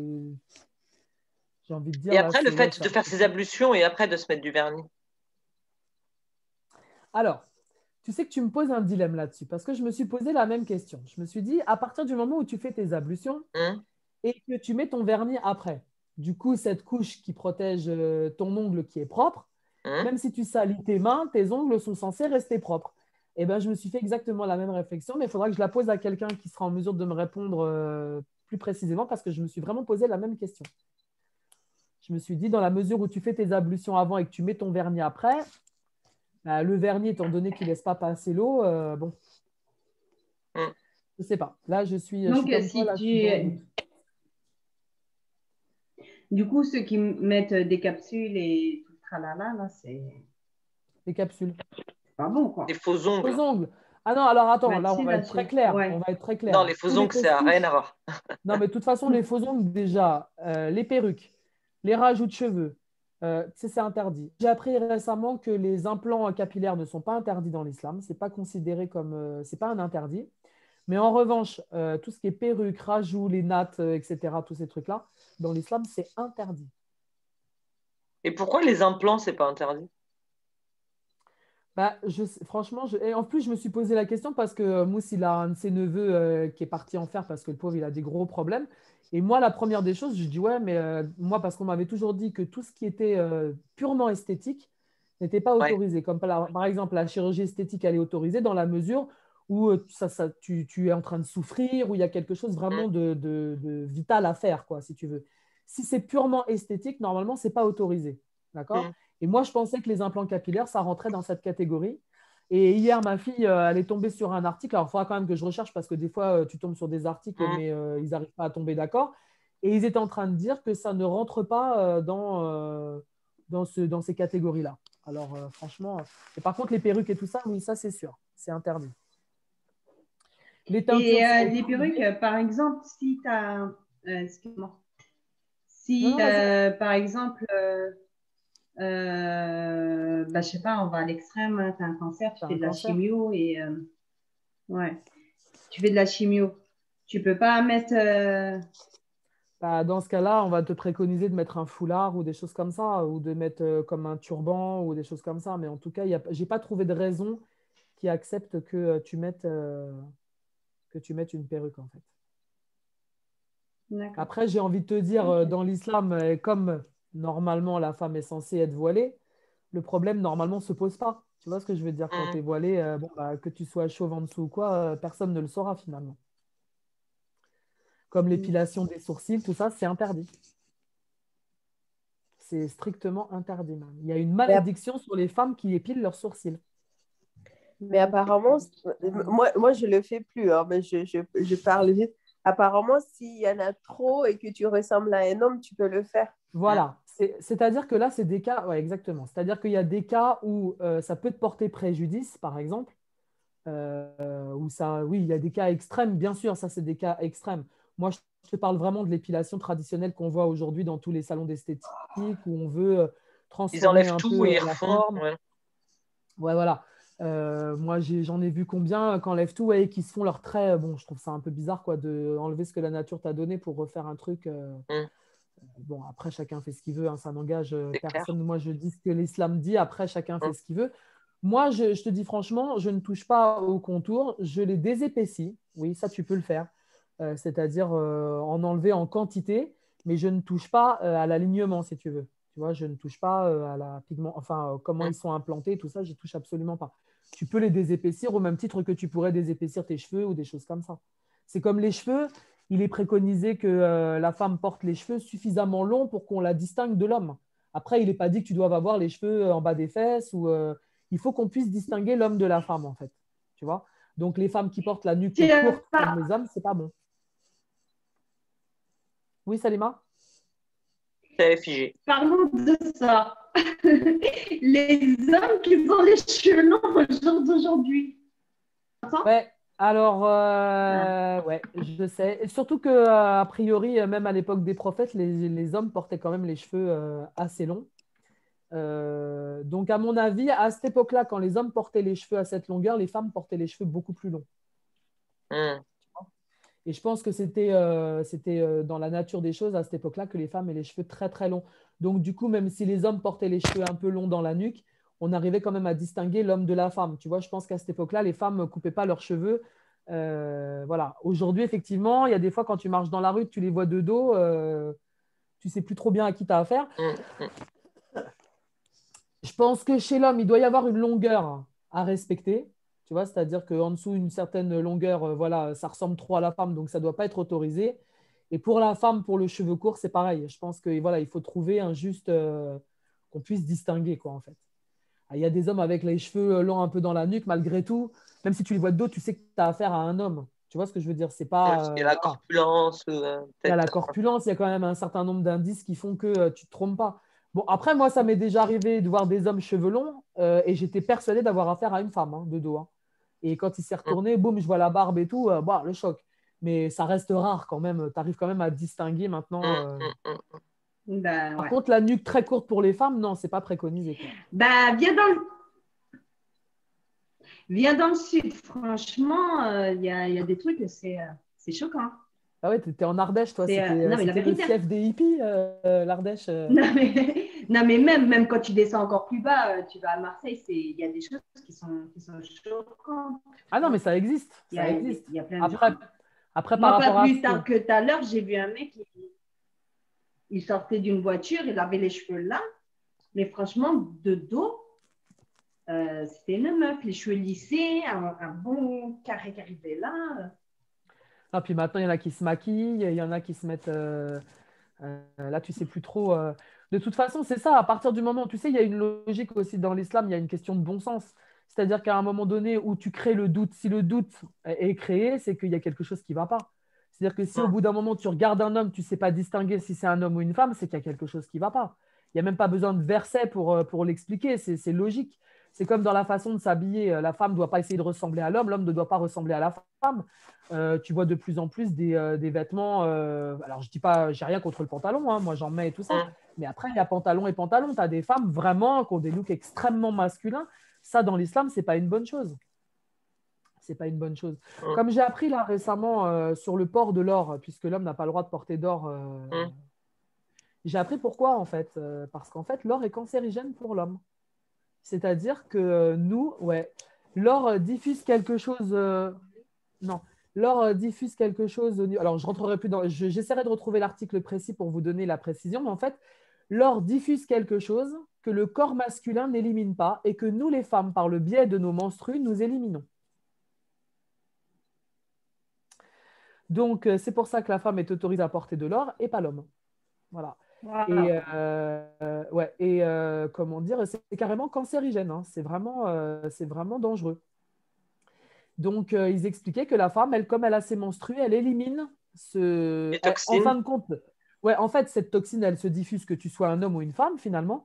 Mais étant donné que nous, on a nos menstrues, eh bien, et il faut savoir que, parce qu'il y a quelqu'un qui a posé la question, à savoir que quand la femme est ménopausée, bah, du coup, elle a plus ses menstrues, bah, on a quand même une prédisposition à la base qui fait qu'on élimine plus facilement cette toxine que l'homme, ce qui fait qu'elle ne sera jamais un danger pour nous alors qu'elle l'est pour l'homme.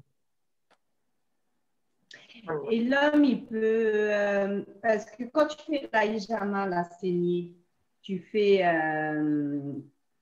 Ah non, comment ça, ça Attends, j'ai pas compris ce que tu as dit. Tu enlèves les mauvaises toxines. Ah, tu parles de la hijama? Quand tu fais la hijama, ouais. Par la saignée, ça t'enlève les mauvaises toxines. Ouais, mais tu le fais, la hijama, tu dois la faire normalement 2 fois dans l'année. Pas plus, hein. La femme, elle a ses règles tous les mois. Donc, déjà, c'est quelque chose qui est cyclique. Non, mais moi, je parle pour l'homme. Mais parce qu'il il va pas éliminer, par exemple, quelqu'un qui porte son alliance en permanence, une alliance en or, il la porte en permanence. En admettant même qu'il fasse la hijama, je pense que ce n'est pas suffisant. Si ça a été prescrit, c'est bien parce que ça démontre que ce n'est pas suffisant pour enlever toutes les toxines. Et puis, dis-moi qui aujourd'hui, je sais que c'est quelque chose de très tendance, la hijama, mais c'est quand même pas tout le monde qui l'a fait. Et puis, en plus de ça, je te le dis, tu ne peux pas la faire tout le temps. Il y a des périodes de l'année où tu dois la faire. Il faut faire attention. C'est quand même quelque chose d'assez dangereux si ce n'est pas fait correctement et par des gens compétents. Donc, ce n'est pas quelque chose qui est… On n'élimine pas, il ne va pas éliminer les toxines de la même manière que la femme va le faire tous les mois. Ouais. C'est pas, ça sera pas de. Ça sera Il y a pas une aussi régularité qui est faite naturellement par les oui, c'est ça. pour Donc, et l'élimination. je te dis, même si elle n'a pas ses règles, elle arrive quand même mieux à éliminer la toxine que l'homme. Donc, tu vois, c'est. Subhanallah. Ouais. Mais par exemple, la soie, c'était interdit parce que la soie, c'était quelque chose qui était réservé aux femmes. L'homme n'a pas à apprendre ce qui. Voilà, il voulait vraiment faire une différence entre l'homme et la femme par ce biais-là, quoi. Et là, c'est là que je comprends que tout est quand même anti-islam quand tu vois qu'ils veulent enlever le genre, qu'ils veulent. Moi, ça me laisse perplexe, hein, tout ça, hein. Et c'est là que je me dis, mais en fait, ils sont vraiment. C'est là que tu te rends compte qu'en fait, tout est contre l'islam, quoi. C'est vraiment. Tout est contre la vérité, j'ai envie de te dire. C'est-à-dire C'est- que, parce que tu sais ce que nous on préconise, les chrétiens le préconisent, les juifs le préconisent aussi. C'est-à-dire les transgenres et tout ça, ça n'existe dans aucune religion, ça n'est toléré dans aucune religion. Donc, quelque part, le religieux, le croyant, quel qu'il soit, c'est toujours le grain de sable, hein. C'est celui qui va faire des rappels. Moi, je vois plein de gens qui me disent, l'autre jour, ils parlaient des tatouages. On pourra faire un sujet là-dessus parce que le tatouage en islam, c'est quelque chose de vraiment interdit Interdit, ouais. pour des raisons vraiment précises et tout ça. Et j'ai une nana qui me dit, ouais, mais il faut vivre avec son temps, etc., etc. Et je lui dis, mais quel est le rapport avec le fait de vivre avec son temps? Je veux dire, si quelque chose était mauvais il y a 100 ans, 200 ans, 300 ans et qu'on explique pourquoi c'est mauvais, après, vous vous y croyez pas parce que vous n'êtes pas croyant. Donc, c'est vrai que ça touche le croyant, ces façons de penser-là.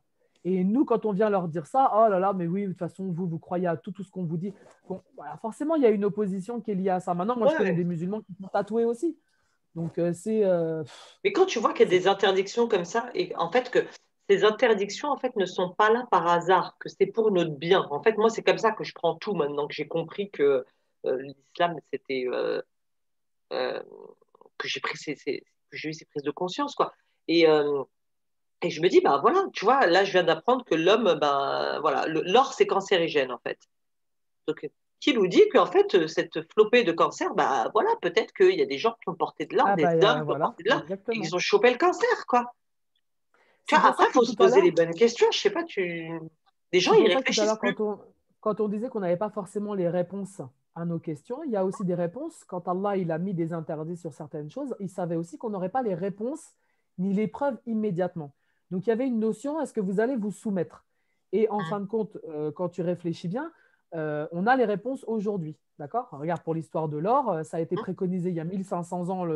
Allah a dit l'homme n'a pas le On droit de n'aurait pas porter pu de l'or. l'inventer, quoi. Oui, on n'avait pas les moyens à cette époque-là de savoir pourquoi. On n'avait pas encore fait les avancées scientifiques pour le déterminer, mais c'était un moyen pour nous, un test de voir si on allait se conformer à ça. D'accord? Mhm, mhm. Aujourd'hui, on a la preuve. Est-ce qu'aujourd'hui que les gens vont avoir la preuve, est-ce que les gens vont quand même s'y conformer? Non, Ceux qui s'y sont pas enfin, conformés à l'époque, peut-être pas qu'ils auront tous. l'excuse. Non, mais c'est ça, c'est que voilà, on a souvent dit, par exemple, dans le Coran, il est souvent question du peuple juif qui, malgré l'épreuve, n'a pas respecté. Mhm, Mais quand tu regardes bien, là, j'ai eu une discussion avec le mari de Christine qui est marocain, mhm. qui n'est pas pratiquant, mais qui visiblement connaît un peu l'islam et tout. Et on parlait de la musique et des choses par rapport à ça. Et il me dit oui, parce que j'ai fait paraître un petit article sur Facebook qui relatait les interdits comme ça, Mhm. les mauvaises choses qu'on pratique au quotidien. Et le fait d'écouter de la musique régulièrement, comme ça, voilà, fait partie des choses qui sont déconseillées dans l'islam. Aujourd'hui, quand tu dis ça aux gens, ils se disent, mais alors il me sort comme argument, mais pourquoi est-ce qu'Allah l'a interdit alors qu'il a permis que ça existe? Et je lui dis, c'est un faux argument. Tout ce qui existe en ce bas monde, on sait que ça va être aussi, il y a des choses qui sont des épreuves pour nous. On Mhm. nous a mis devant nous justement en nous disant, voilà, ça existe, mais détourne-toi-en. Est-ce que tu vas suivre? Est-ce que tu ne vas pas suivre? Je dis, moi, après, je n'ai pas de jugement de valeur sur les gens qui écoutent la musique. Moi, c'est quelque chose que j'ai fait pendant des années. J'aimais énormément la musique et j'écoutais énormément la musique. Mm. Euh, Jusqu'au jour où je me suis un peu penchée sur la question et je me suis rendu compte que finalement, cette musique, mais là, c'est moi personnellement, ça m'a fait plus de mal que de bien. Et comme j'ai dit, ce n'est pas tant la musique qui est interdite, c'est tout ce que ça génère autour. Moi, en fait, je pense, moi, c'est ma façon de penser. Aujourd'hui, je fais attention à ce que j'écoute. Il m'arrive d'écouter de la musique parce que des fois, ça me met dans des bonnes énergies, ça me requinque, ça me rebooste. Un moment où tu sais, t'es pas bien, ben, je me remets une bonne musique. Mais en fait, moi, ce qui est important pour moi, c'est les paroles. Et Oui, même déjà, qu'elles soient premièrement. dans d'autres langues. Et là, je ferai plus attention aux paroles et je vais prendre. Parce que combien de fois, et ça, il y a un mec, c'est Jean Laval, un grand dans le développement personnel, lui, et qui disait, en fait, vous écoutez la musique, mais vous l'écoutez juste pour le beat, en fait, pour le rythme, ça vous plaît, mais vous n'êtes pas en train de vous rendre compte que votre cerveau il est en train de se faire matrixer par les paroles de l'artiste. C'est ça. Et du coup, là, j'ai pris comme ça, je suis, mais ouais, mais c'est vrai, et on entend là, nique ta mère, nique ton père, fils de ta. En fait, il n'y a plus la musique, tu vois, et c'est en ça que je fais attention aujourd'hui. Donc aujourd'hui, oui, il m'arrive d'écouter Ben, de la la musique musique, et ça ça me fait du véhicule, bien, hein. mais je Ça fais très véhicule. attention aux paroles. On a eu des auteurs à texte qui se sont servis de la musique pour véhiculer des idées politiques, des Hmm. idéologies. Enfin, je veux dire, la musique, c'est aussi un vecteur pour générer, Pour passer des messages. pour passer des messages. Après, ce que j'ai envie de dire, c'est que euh, c'est vrai que la musique, elle peut générer des comportements qui sont extrêmement négatifs. Regarde, tu vas juste au Maroc. Quand tu regardes tout le folklore, hein, au Maroc, on est très Hmm. attaché à la musique. Tout est basé sur la musique dans les mariages, avec la harfa, avec Hmm. les shikha, avec tous ces Hmm. trucs-là. Mais il faut observer les comportements, s'il te plaît. C'est Ah, quoi il y en la a, c'est harfa? abusé, quoi. Non, mais attends, c'est quoi la harfa? C'est quand même des gens que tu payes pour flatter d'autres personnes. Ouais, D'accord? Il n'y a rien de pire que ça. La ouais. flatterie dans l'islam, c'est quelque Oui, et chose, puis laisse tomber. l'argent qui est balancé. Et puis l'argent qui est gâché, qui est montré, parce qu'alors là, en matière d'ostentation, on est dedans, hein. Je veux dire, là, Ouais, c'est à celui c'est qui à va fond dedans, ouais. sortir Ouais. le plus de billets, etc., etc. Va dire ça aux anciens. Moi, tu sais, mon beau-père, hamdolillah, avant Allah qu'il quitte ce yarhamou. monde, Allah yarhamou. j'ai réussi par le biais de moi, Mustapha, on l'a tellement, parce que ça faisait partie de leur tradition dans Hmm. la famille à Mustapha, c'est quelque chose qui est très ancré chez Ah, eux. mais grave. Et, et je sais que j'ai réussi à le faire sortir de là en lui faisant bien comprendre que c'était quelque chose d'hyper mauvais pour lui, quoi.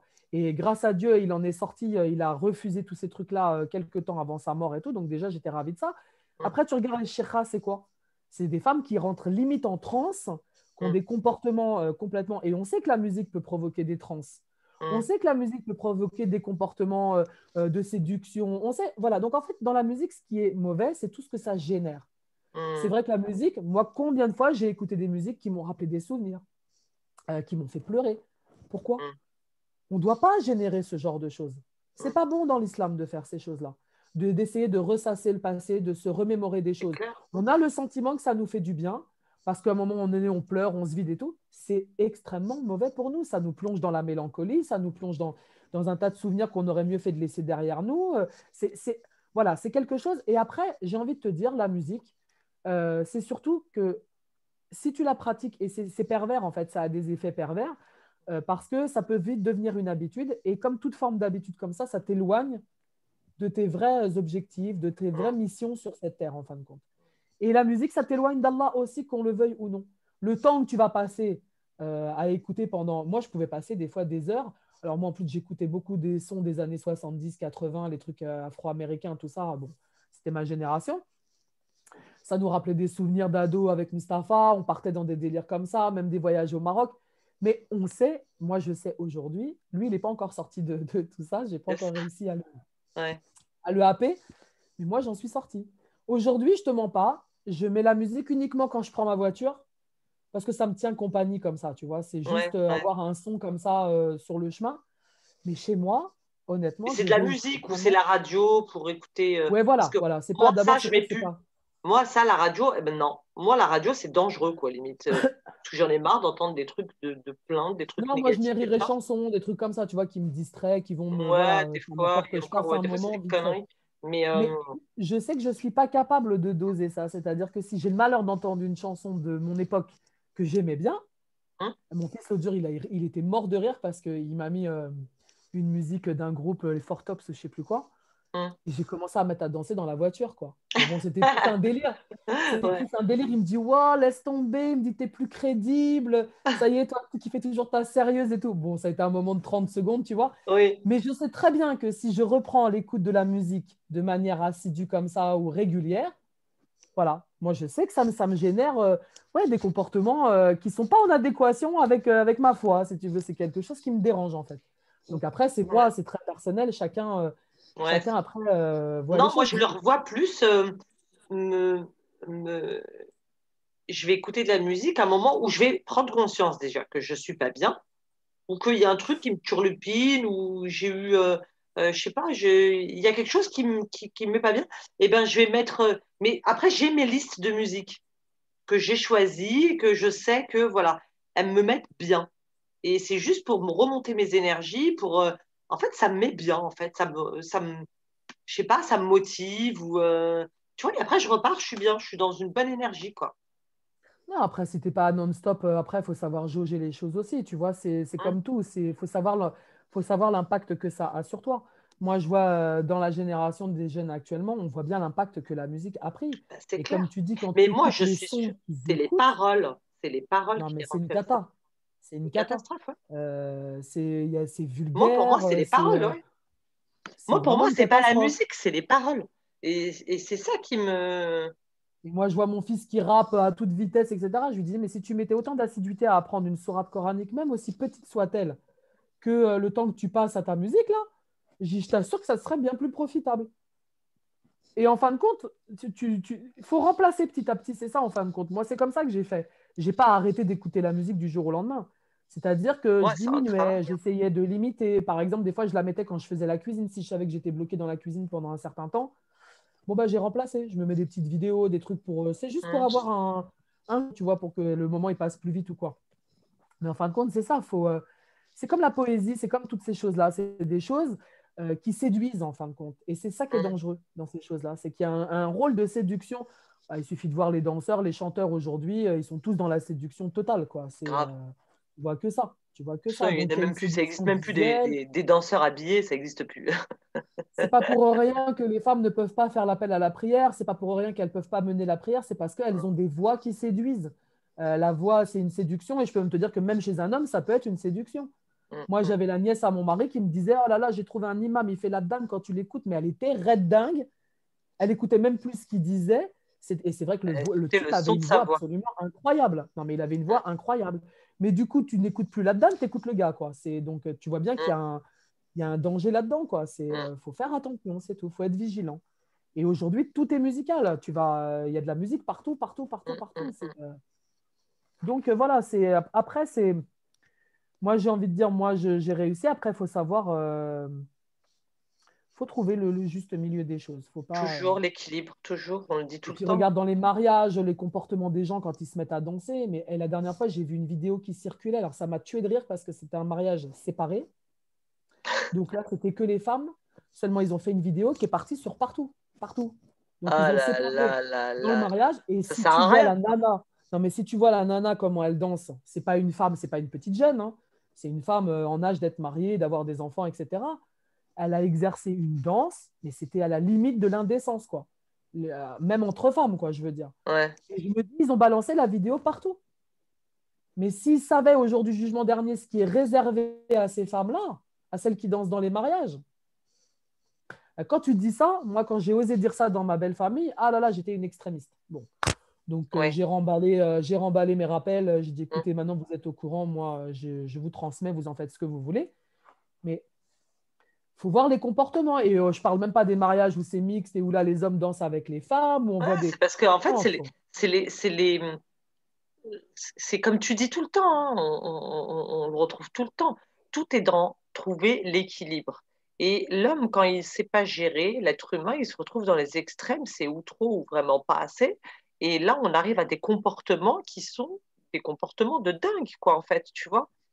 Et c'est ça qui est dangereux, en fait, parce que l'homme ne sait pas trouver l'équilibre, ne sait pas rester dans le juste milieu. Non, Et puis tout il n'est est... pas capable de voir ce qui est un bien, de discerner des fois ce qui est un bien de ce qui est un mal. Si tu leur tiens ces discours-là, là, je sais que ma future belle-fille, par exemple, je sais que dans sa famille, visiblement, ils aiment bien tous ces folklores-là et tout ça. Hmm. J'ai essayé de lui faire comprendre, le jour de son mariage, moi, je lui ai dit, il y Elle a est des choses d'Oujda, dans aussi? lesquelles elle me dit oui. Non, sa mère est d'Agadir et son père, Guilmim. D'accord. Mais j'ai essayé de lui faire comprendre. Elle me dit oui, on veut mettre Dakamarakshia, tout ça. Je lui dis écoute, on va être très clair. Je dis moi, je ne mets pas mon argent dans des trucs comme ça. Je fais tout ce que vous allez faire en faisant ça, c'est vous attirer l'œil. C'est tout ce que vous allez, c'est tout ce Hmm. que ça va générer. Alors je sais que c'est joli. Moi, j'ai vu ça dans les premiers temps où je suis partie au Maroc. C'est vrai que c'est marrant, c'est le folklore, ça fait Hmm. partie. Je peux comprendre, bien sûr que je comprends, ça fait partie de la culture. Mais à un moment donné, il faut savoir où on se positionne. C'est qu'est-ce qui est le plus important? Est-ce que tu recherches véritablement? Tu ne peux pas d'un côté prétendre rechercher ton bien en adhérant à des choses qui sont mauvaises pour toi. Il faut Hmm. avoir le courage à un moment donné de dire les choses, de les reconnaître et de passer à autre chose. Allah, ne t'inquiète pas, quand tu te prives de quelque chose, il te le remplace par autre chose.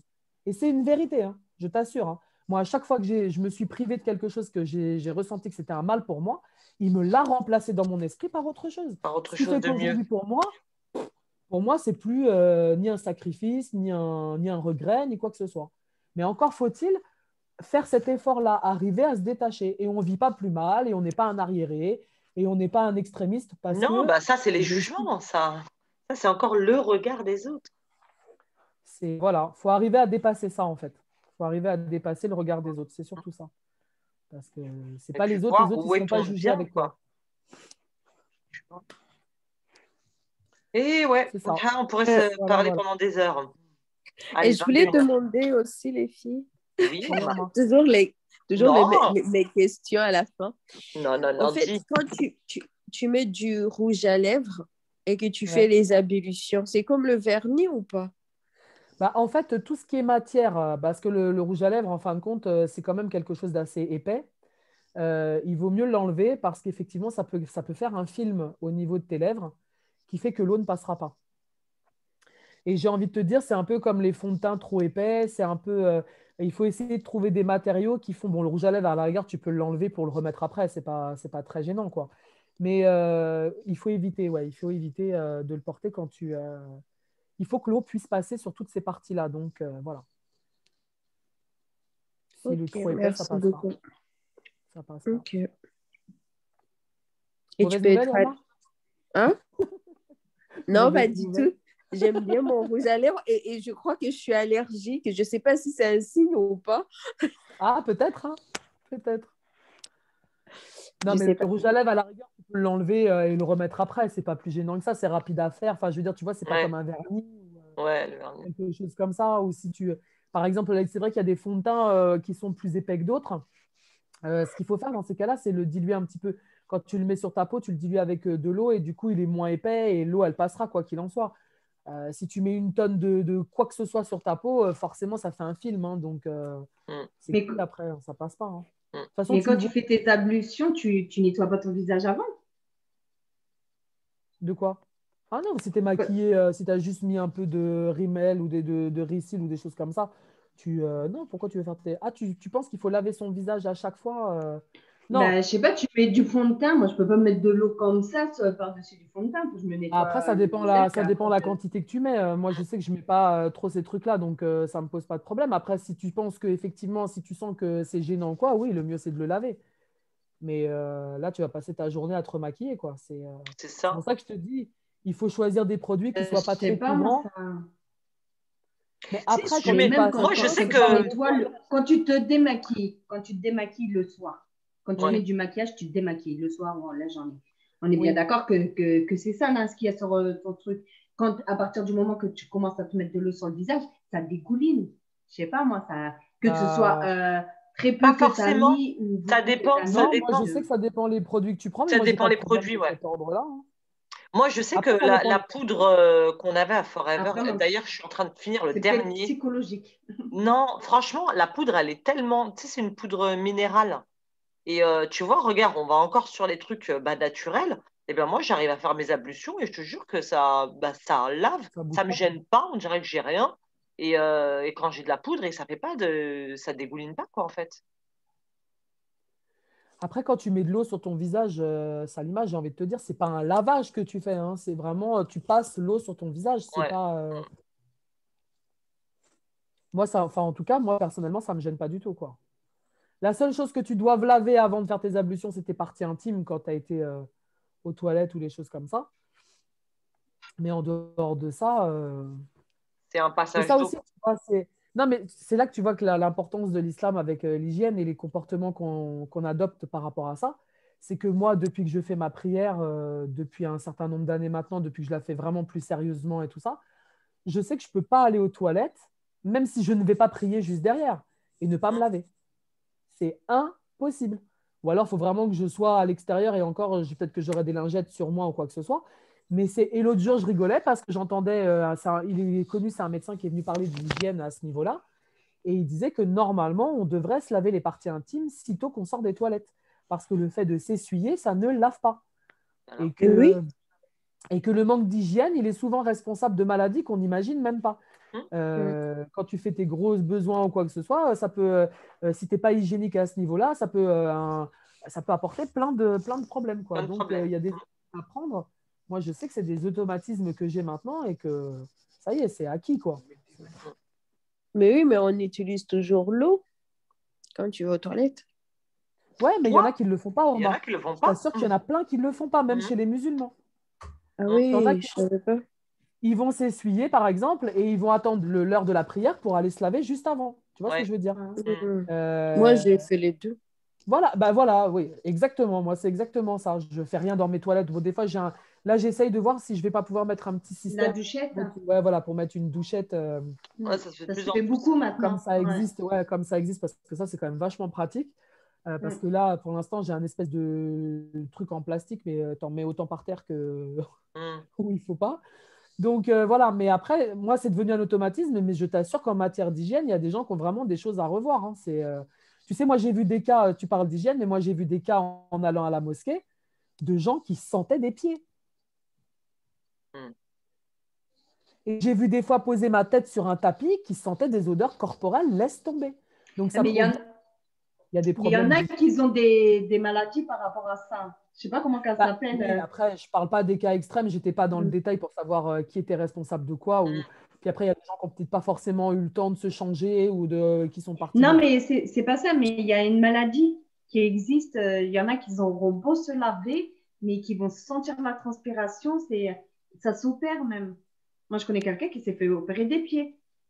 Il Ouais, je pouvait sais qu'il se y en a. laver, mais il enlève ses chaussées pour là, tu tombes par terre.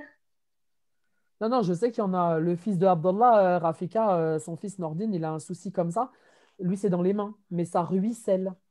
C'est Ouais, terrible. transpire Et des en mains. fin de compte, il y a une opération qui existe et qui consiste à sectionner un nerf, mais c'est une opération extrêmement dangereuse. Et du coup, il ne veut pas le faire parce qu'il Tu sait qu'il prends y a un pas le risque trop risque. important.